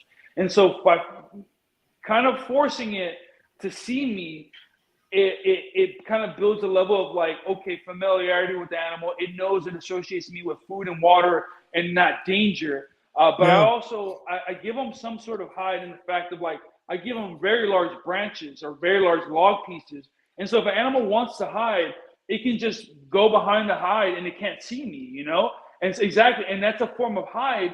And so no matter what, there's always ample opportunities for it to hide itself visibly from me. And so I feel as though that's ample enough protection in that case so that it has that quote unquote hide. Mm-hmm. And for the most part, it allows me to have animals that I get to see more. My animals are out more. I can see them bask. I can see them eat. I can see them forage. I can see them climb all over the place. And I don't have an animal that's like, gives me that quote unquote, like, empty cage syndrome, where you have animals just hiding all the time. So, and that's been successful for me. Doing that, I haven't lost a tree monitor. Doing this technique, my animals, I mean, I don't know what the measure of stress is in the animal, but they don't seem stressed enough that they're like, because they're eating, they're living and thriving in the natural way that I would assume that I can best gauge, and that works for me. Other people pack them full of hides, and that's fine. I'm sure if you went with a captive bred animal, it would work fine. But I'm always going to be on a component of like less hides at the beginning, introduce hides later, you know, for the most part. Yeah, it's great. Yeah, that's really, really smart. Because I would also think that having that like shift to the back of the branch or something would be a much more natural instinct for them anyways. Because instead of like anytime I see something move that I'm not familiar with, go hide, like survival wise, that doesn't really make a whole lot of sense. So if you can just sort of shift to the other side of the branch, and it still does the same job, you know. I'm sure Papua New Guinea doesn't have like wild cork branches just all over the place. yeah, exactly. Oh man. So you had mentioned the just going back to the hides again. You'd mentioned that you're working on a termite style hide that has almost like a support beam in it. Have you looked at doing any like independent floor termite mounds?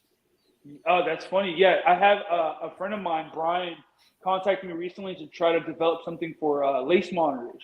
Nice. Because lace monitors are completely known for digging up, you know, terrestrial termite mounds and laying their eggs inside of there. Like that's documented. That's known that that's what they do in the wild.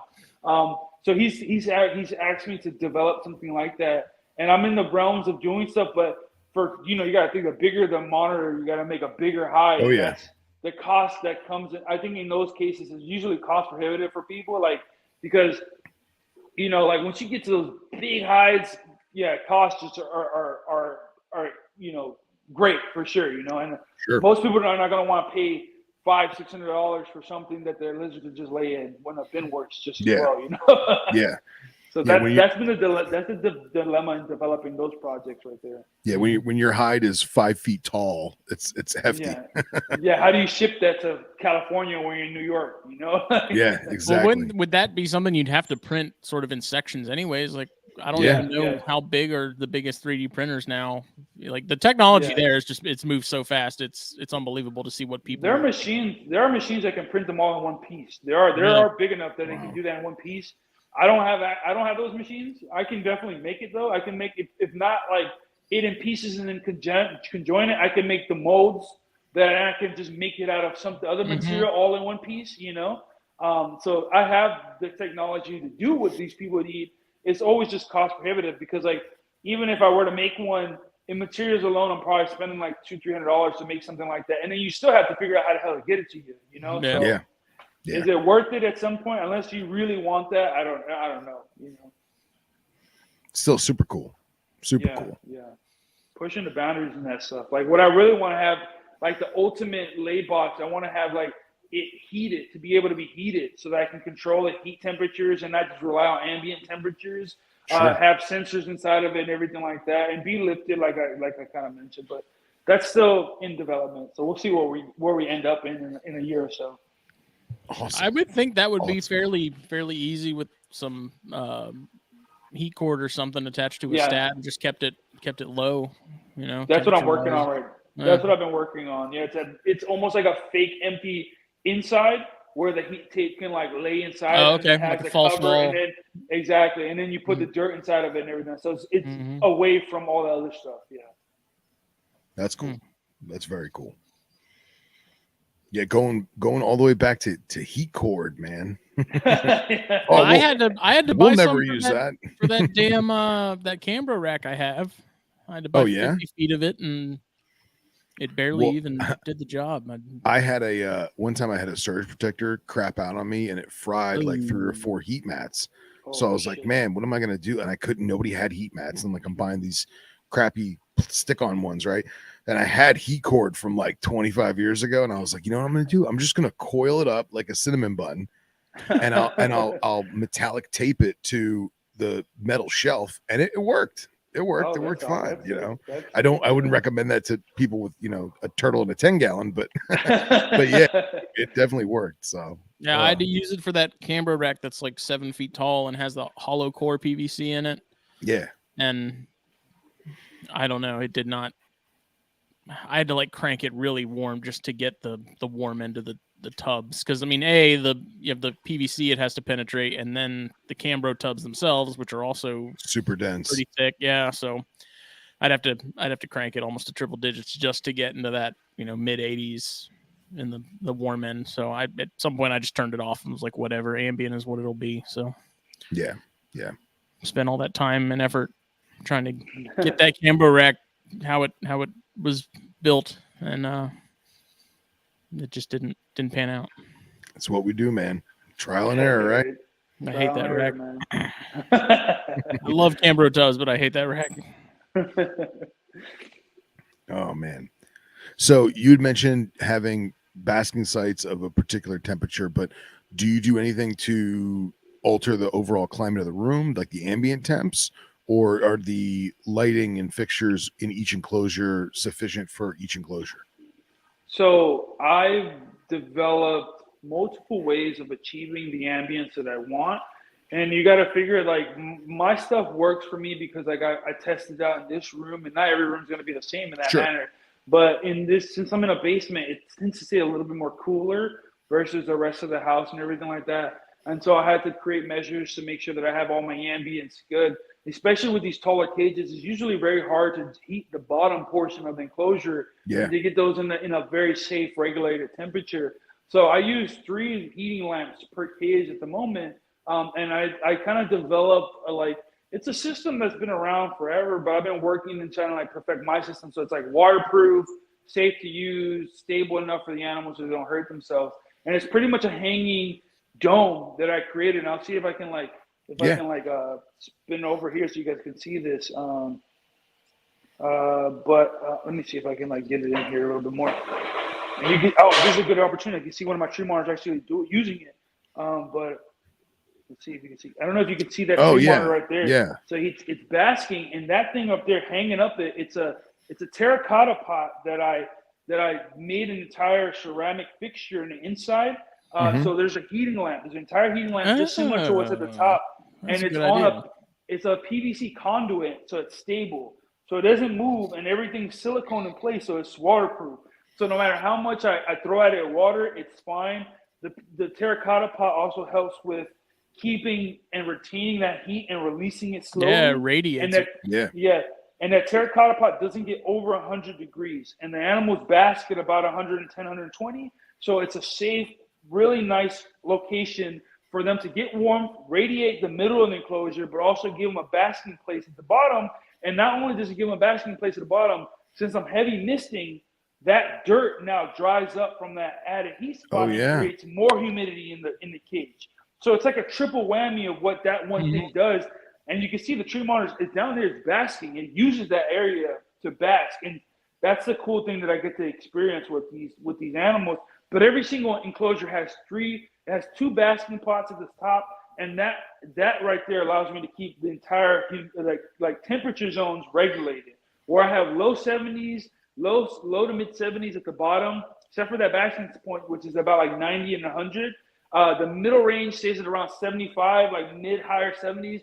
Top range stays at around like 80, mid-80s and everything like that, except for the basking zones. And they have vents and everything in there to exchange air, as well as the misting and everything. So they have a perfectly balanced system to give them everything they need, where they utilize the entire cage. And it's just from trial and error. It took me many years to figure out how to create a system like this, but I kind of feel like I'm dialing it in slowly, and it's working really well. And I'm seeing stuff like this. I'm seeing stuff like a tree monitor basking at the bottom, which a lot of people won't say that they've seen that before because the tree monitors are usually up high, so. That's incredible. I would have never thought of that. The terracotta pot, that's brilliant.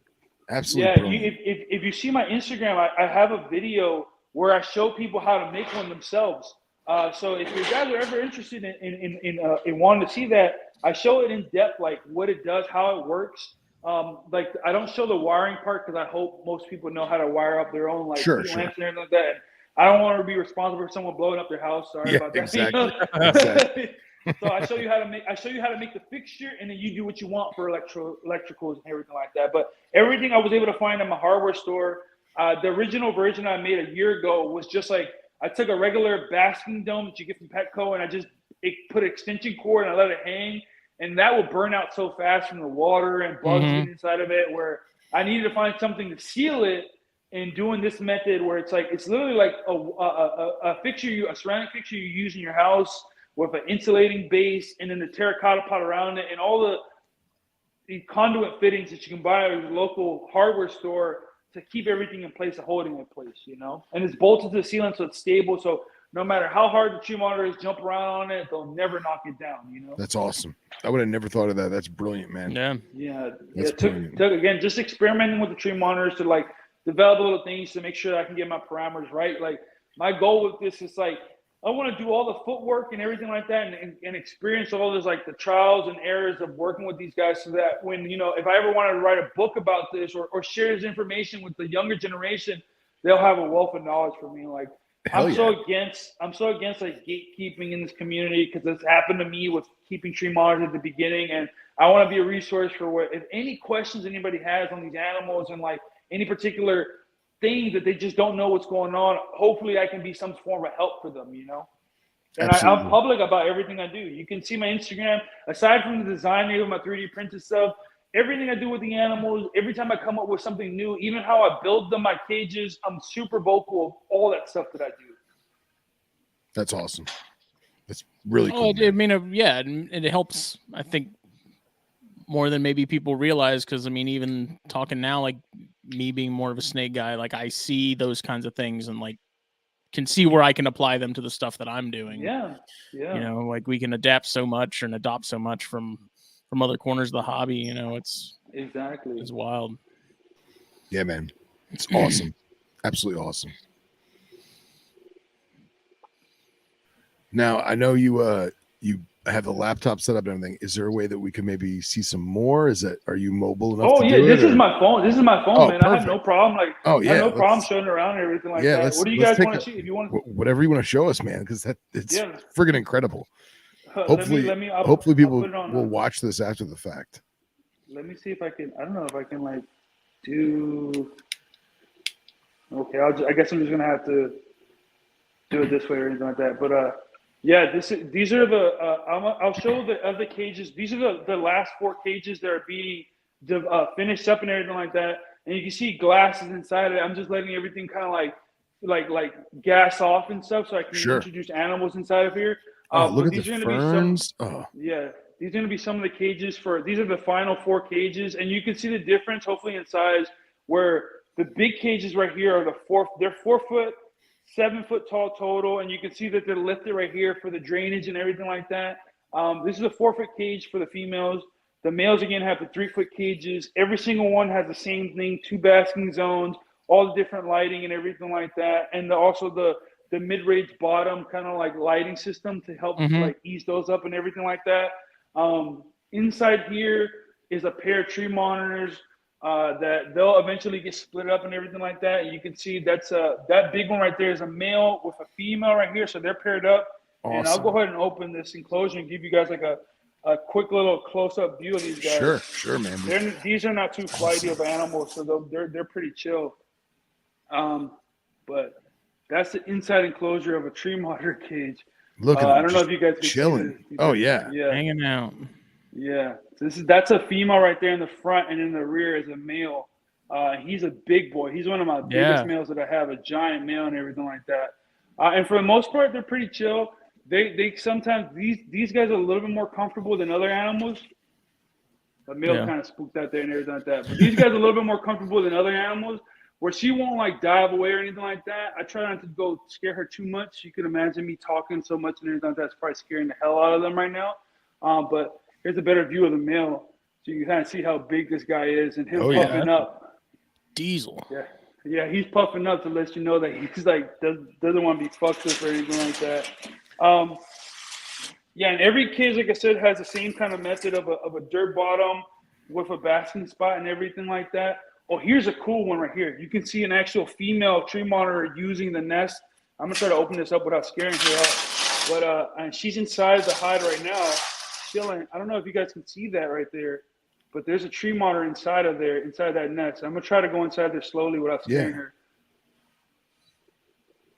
Wow. Hanging out. Look at that. Look at those eyes. Oh. Yeah. She's in there chilling inside the nest. Incredible.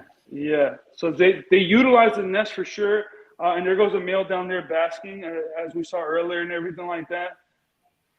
So they're all different. They're pretty cool. They're like I said, these guys are pretty much pretty beautiful animals. So that's 2 pairs. That's 4. this cage right here is cohabiting 3 animals, I believe, 3 females, and they're all over here in various stages of chill.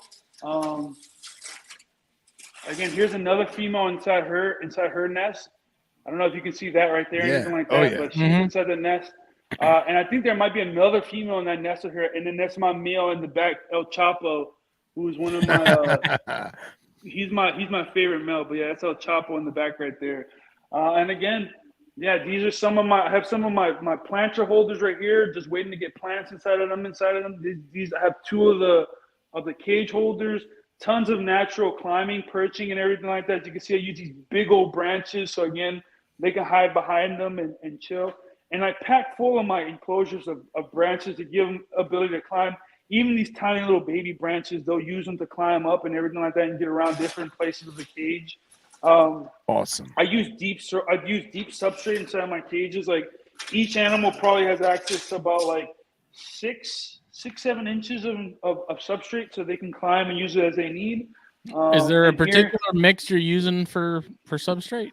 Yeah, I use my own mix of, it's a topsoil, peat moss, and sand, as well as like leaf and bio kind of like matter. A lot of this dirt that I have has been like sitting around for like 3 years, kind of like building itself up and everything like that. So it's a mix that I just spread out here, and I'll supplement it with more topsoil and sand. But here's an example of a female hiding behind a log. Like I said, if she ever wants to hide, she can just hide behind the log. You can see look at that. Yeah, you see. So they have hiding abilities, as well as they'll have a hide up there to use as well. But yeah, man, I just try to give them, as much space as I can to give them to see as much of these natural behaviors. And right now they're all paired up because the last final 4 cages aren't finished. But once they're all getting individually separated.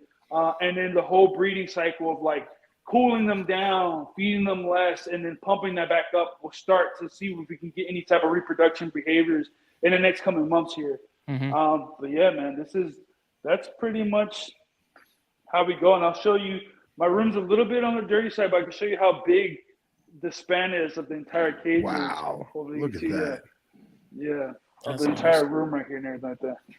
See, basements are a foreign concept down here. I know, we don't have them, man. I'm jealous. Where are you guys at? Down in the southeast, below sea level, practically. Yeah. Oh, yeah. That's why we don't have basements, because they flood. Exactly. Oh, that's incredible, man. Absolutely. It's better than a zoo, man. I've seen zoos that are not as awesome as that. That's funny, man. A lot of people tell me the same thing. Like my basement looks like a zoo, man, honestly. Yeah. I'd get one out, but it's late and I don't want to like. Yeah, no, don't worry about that, man. Dude, seeing that one female with the red eyes in that nest, man, that's just killer, dude. That's cool. That's the favorite thing, is like just to see that these animals are using those products and getting that comfort and safety out of them, and they still interact in different ways. Like, yeah, that's one of the coolest feelings. The first day I saw her using it, I was like, oh my God, you just proved everything that I thought. It worked. Like, yeah. That's awesome. Yeah.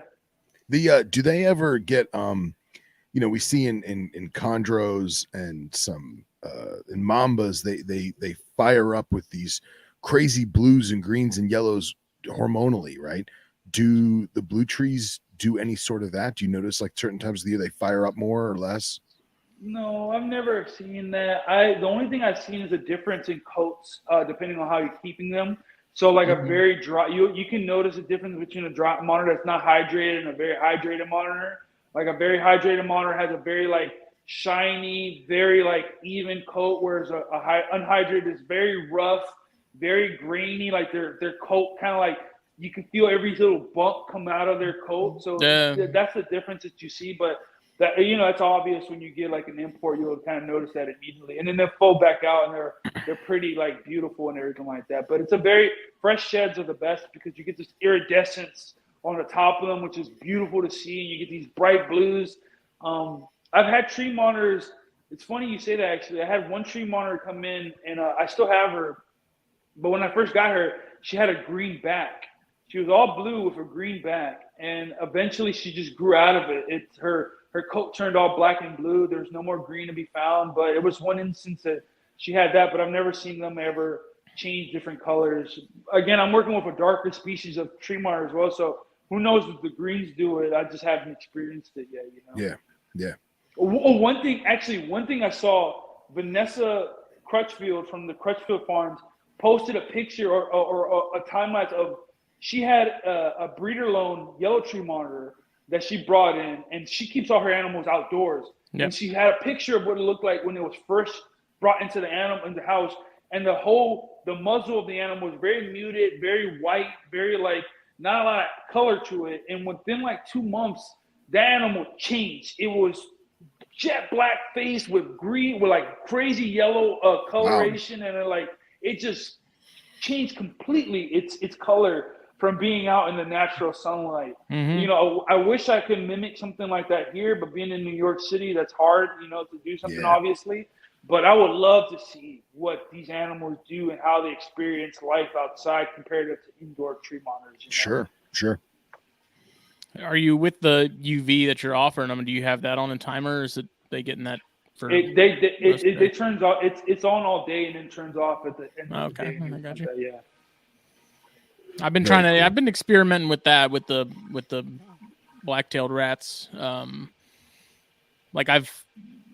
Since they've been put into that black box cage, like it has UV, and that UV has pretty much been on for, the day until it's lights out. But I've started to sort of experiment to see if I cut that off during the day, because I also use those Wise cameras a lot. Right. And be able to, check on things either overnight with condors when I'm pairing stuff, or like if I'm at work and I want to see what the Jansen and I are up to, like seeing if I notice any difference to where if they have a day where there is no UV, if they're out more versus when the UV's on, if they come out more, Yeah. So far I haven't noticed a major difference, but man, those little Wise cameras, they come in handy. Same with the Govee temperature sensors and stuff. Like, again, the tech that we have access to now, it's only getting better, but to be able to hop on my phone and look and see what's going on in a certain cage, with a camera they're like $30 now, if that, and the app is great. It's just really cool to be able to go in there, and then I can even rewind and watch throughout the day, see if I noticed anything in particular that stood out. But I haven't noticed any major differences with the UV being off versus on. But I think changing it up a little bit and not offering it every day, I think is kind of probably a better thing for them long term. Yeah. Sure. Do you sorry about that. Oh no, go ahead. I saw that a friend of mine uses Ryan McVeigh's his little LED UVB bulbs that he's come out with. Mm-hmm. And he said when using those bulbs, that like the difference in the activity that his animals were having was night and day. I don't know what's in the light spectrum of those bulbs and what causes it, but he said that he saw a dramatic change in them moving around and them using those LED bulbs for basking, even though they don't produce heat. They were showing the same kind of characteristics of basking with those bulbs. Mm-hmm. So I'm interested in trying them, but those things are like $80 a piece, and I'm it's an expensive bulb to try out for sure, but. That's something I'm interested in trying out. I mean, our buddy Dr. Loafman sort of did his own little study with a couple of his false water cobras, or maybe his one individual in particular, but he had a UV with like a focused sort of beam, and he would move that beam around, and that false water cobra would go to that beam. Each day he moved it would go and sit under that beam no matter where he put it. It would seek that out and find it. So it's definitely something like with the Gonyosoma persimmon that I just got from Matt. Like that setup's going to have UV. Eventually, when I have all the rhino rats sort of set up in their sort of final adult enclosures, I'd like to offer them UV as well. Yeah. And I don't know. I mean, with those, like when I talked to Matt about the Jansen in particular, he mentioned that he thinks that UV plays a big part in success with breeding those. So I got that added with that cage that I got for them, and whether it's made a difference or not, I'm not sure. But I have noticed, like, I don't see them much. So they're a species that hides a lot. I don't see them a ton. But I do notice that they will sort of keep their tail out of a hide, or I'll see their head just sticking out. And I'm wondering if that's them sort of getting that UV. And then as soon as I walk in the room, they disappear, because that's something I have noticed in offering UV on a regular basis. and I know people have talked about certain lizard species and stuff sort of keeping a foot or a leg or something out from under a hide during the day to, nocturnal species.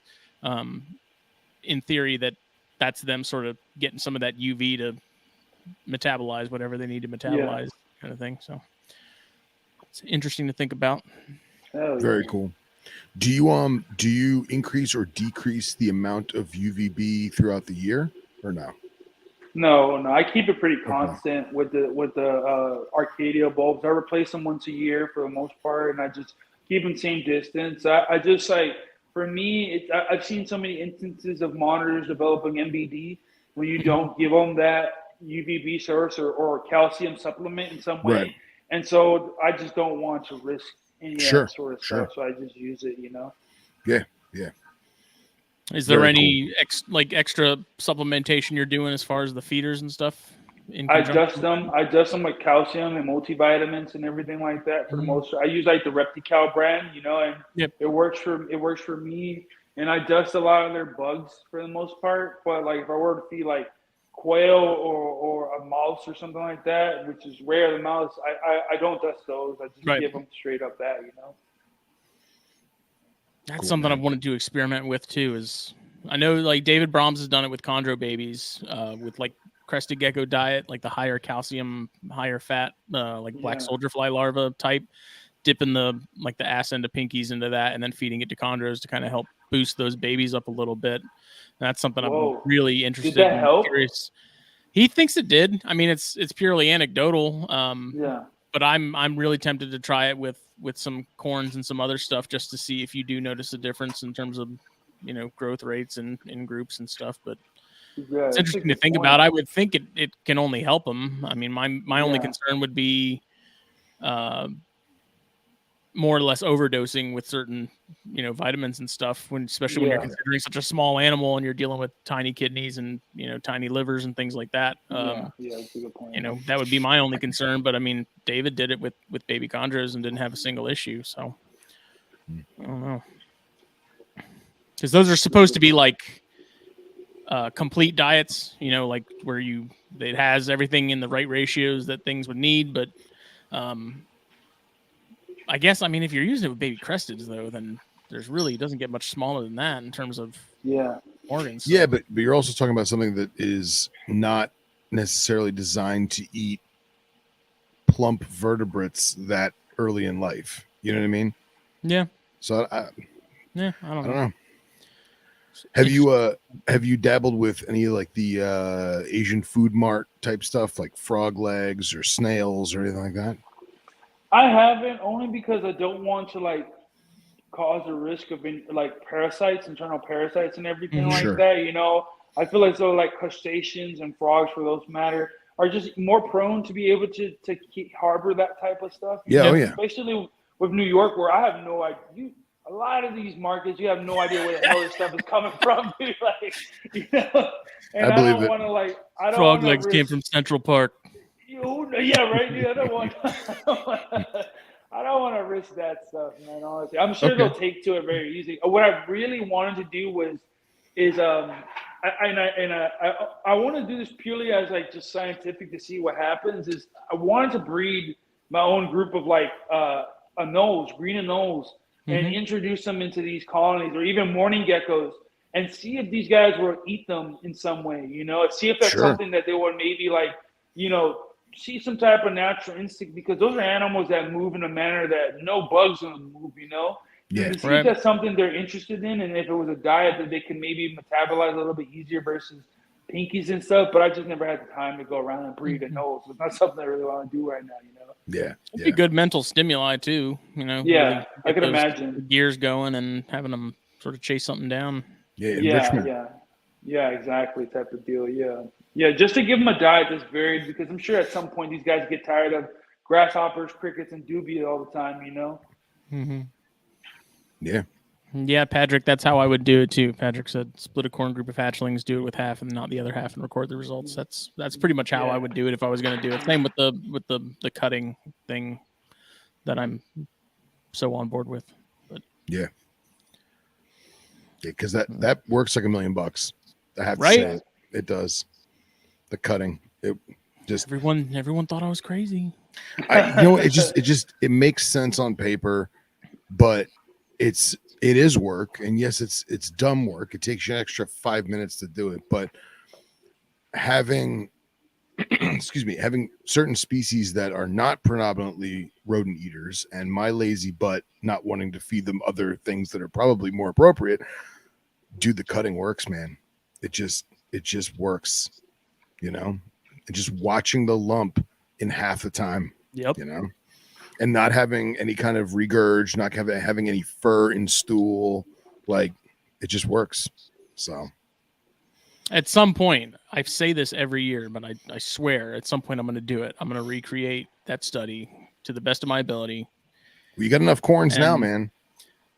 Well, the problem is I need a clean slate. Like I need a fresh batch of babies to do it. And the biggest problem and the reason it hasn't happened is because that requires me to sit on a whole clutch of babies for an indefinite period of time, which it's not a hard to do or a problem, but when you're needing feeders and you're burning through them and stuff so fast, it can be kind of stressful. But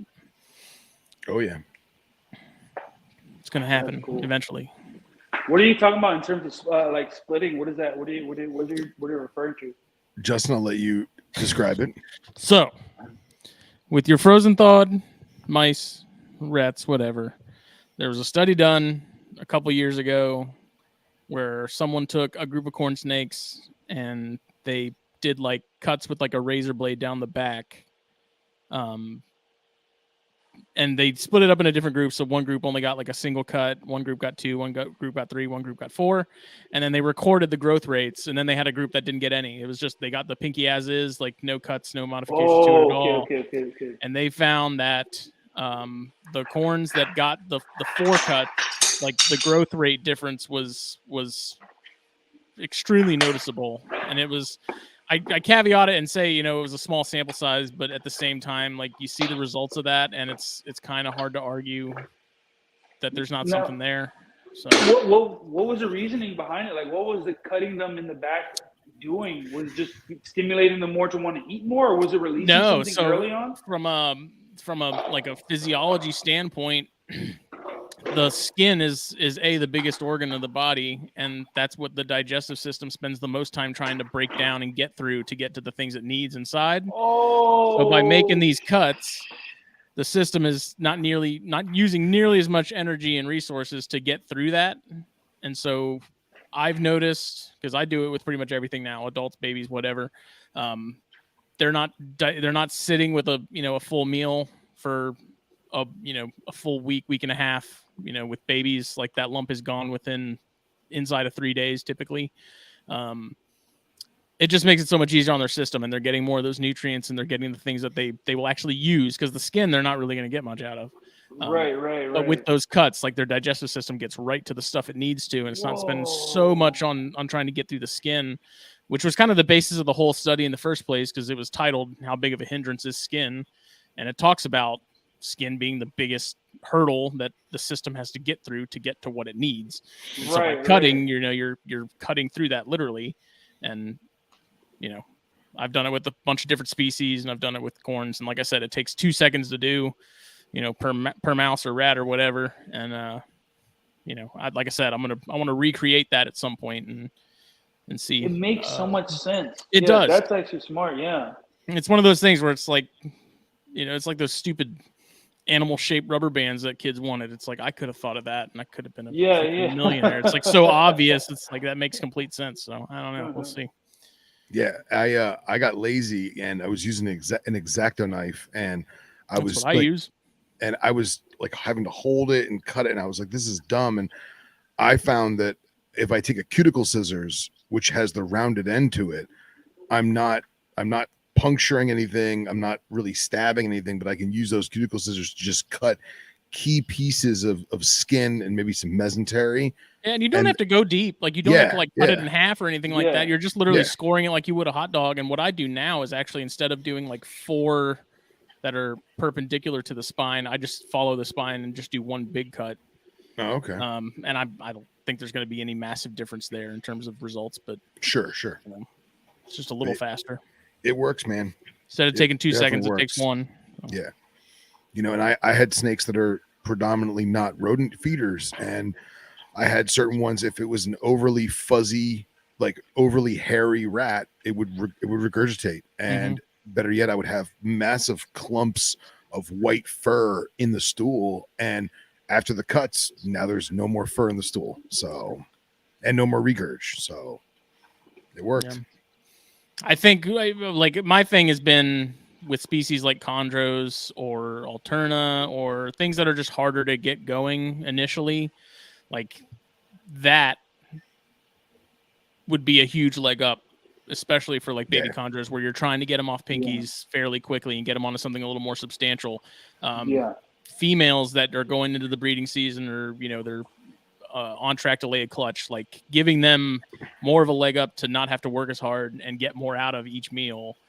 I think it adds up. But like I said, it's all anecdotal, but I've done it enough to where I definitely notice a difference. The proof is in the pudding. That's exactly that. Look at that. And it takes us like experimenting, man, and working around these different, trying stuff that no one's tried before to figure this stuff out, man. That's really cool, though. And I'm definitely gonna. I'm like not thinking about it, just like how much resources these animals probably take trying to digest that skin to get to those proteins and everything they need. Or if you just cut that time in half for them, bro, that's just, dude, that makes so much sense. I'm gonna start doing that from now on, man. Honestly, I never wouldn't have thought of that before, but that's one of those things. Like that paper came out, and I remember like I heard about it initially from Joe Phelan when he was talking about it on From the Ground Up, years ago. And I had him send me that paper. It's not available anymore for whatever reason. The author, I think, took it down, or maybe the link just expired or something. I don't know. I saved it all before it disappeared, so I still have it. But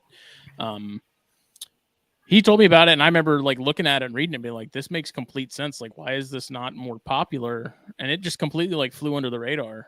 And I've been doing it pretty much ever since. And like I said, I keep saying every year that I'm gonna recreate it, and it doesn't happen. So one day, I'll stop being lazy, because you gotta, like, the problem is it's not necessarily like the cutting and separating the groups. It's going through and weighing everybody, and like shed cycles kind of throw things off, because I don't typically feed things that go into a shed cycle until they're done, just because they do tend to take longer in terms of shedding and digesting. So I don't know. It's gonna happen. I don't know when it's going to happen, but it's going to happen. Yeah, and it's definitely got to be done with a species that is tried and true, very hardy, like corn snakes. Yeah, corns are perfect. Yeah, because you wouldn't want to do it with something that's rare or something that's difficult to get going, because your goal is just to get it going. You know what I mean? I don't know. I think to get it established. And I think with chondros, though, man, like if you get a group of chondros going, I think to see differences there, I think you'd notice, because baby chondros grow pretty quick. Once you get them going, you get them eating, they grow fast. It would be interesting to see that mapped out on a chart, because I did it with crested geckos for a long time. Like I got them eating dubia, and then I'd weigh them once a week. And the ones that started eating dubia, like the chart just went like straight up, growth weight rise, like weight wise, compared to the ones that were just on diet, and it would like very slowly, gradually increase. Like the ones, once you see them hitting that dubious stage where they start going crazy on those things, it's like a 90-degree angle. So to be able to like plug that in, that's easy enough to do too, because you just record the weights, plug them into a spreadsheet, Excel or something, and then tell it to put it into like a line graph, and you see it right there. Like you see the results immediately. So it's not hard to do. It's just a matter of having the animals to do it, and to, doing it. Well, gentlemen, we're at the 2-hour mark. Eddie, where can people find you? Oh, dude, yeah, I'm available all through our Instagram. You can follow my page, Father Blue. It's Father.Blue. Or my 3D print kind of design page is Bioactive.Works. I also have a website. It's Bioactive.Works. That's the website. It'll take you to my page where you can see the products that I have available and everything like that. I'm on Facebook on all the Tree Monitor forums as Edwardo Garabito. If you want to find that, I'll probably hopefully link somewhere so you guys can I'll comment in chat so you guys can find me on Facebook if you guys want to friend request me there. But I'm on all the tree monitor pages and everything like that for the most part on Facebook. Always chatting it up. So if you guys ever have any questions or anything like that, please go into my DMs, ask me. I'm happy to talk about tree monitors. I love nerding out and sharing and learning from new people as much as I can, to be quite honest, you know? Nice. Awesome. That's why we're all here. Yeah, man. Exactly. Yeah. Awesome. Well, this episode was brought to you by BlackBoxCages.com. Check them out. Facebook, Instagram, BlackBoxCages.com. Use the code THN at checkout. Get a little bit shaved off the top. I love their stuff. Got the male persimmon in a Bio-G now. Nice. Got some of these new crepe myrtle perches that I've been working on set up in there as like a test run. And me and Jake got to get up there and pick up some stuff here soon. So check that out. And then Puget Sound Pythons, Jeff and Kendra, check them out as well. Facebook and Instagram, all that good stuff. We will be back Thursday for Corn Stars. Chris managed to get Tony Dungara lined up, which is a pretty big deal because he's one of the sort of the forefathers when it comes to corn snakes and all that stuff. So we're very excited about that. And then Snakes and Stogies again. So thanks, y'all. Rock and roll. Thank you again, Eddie.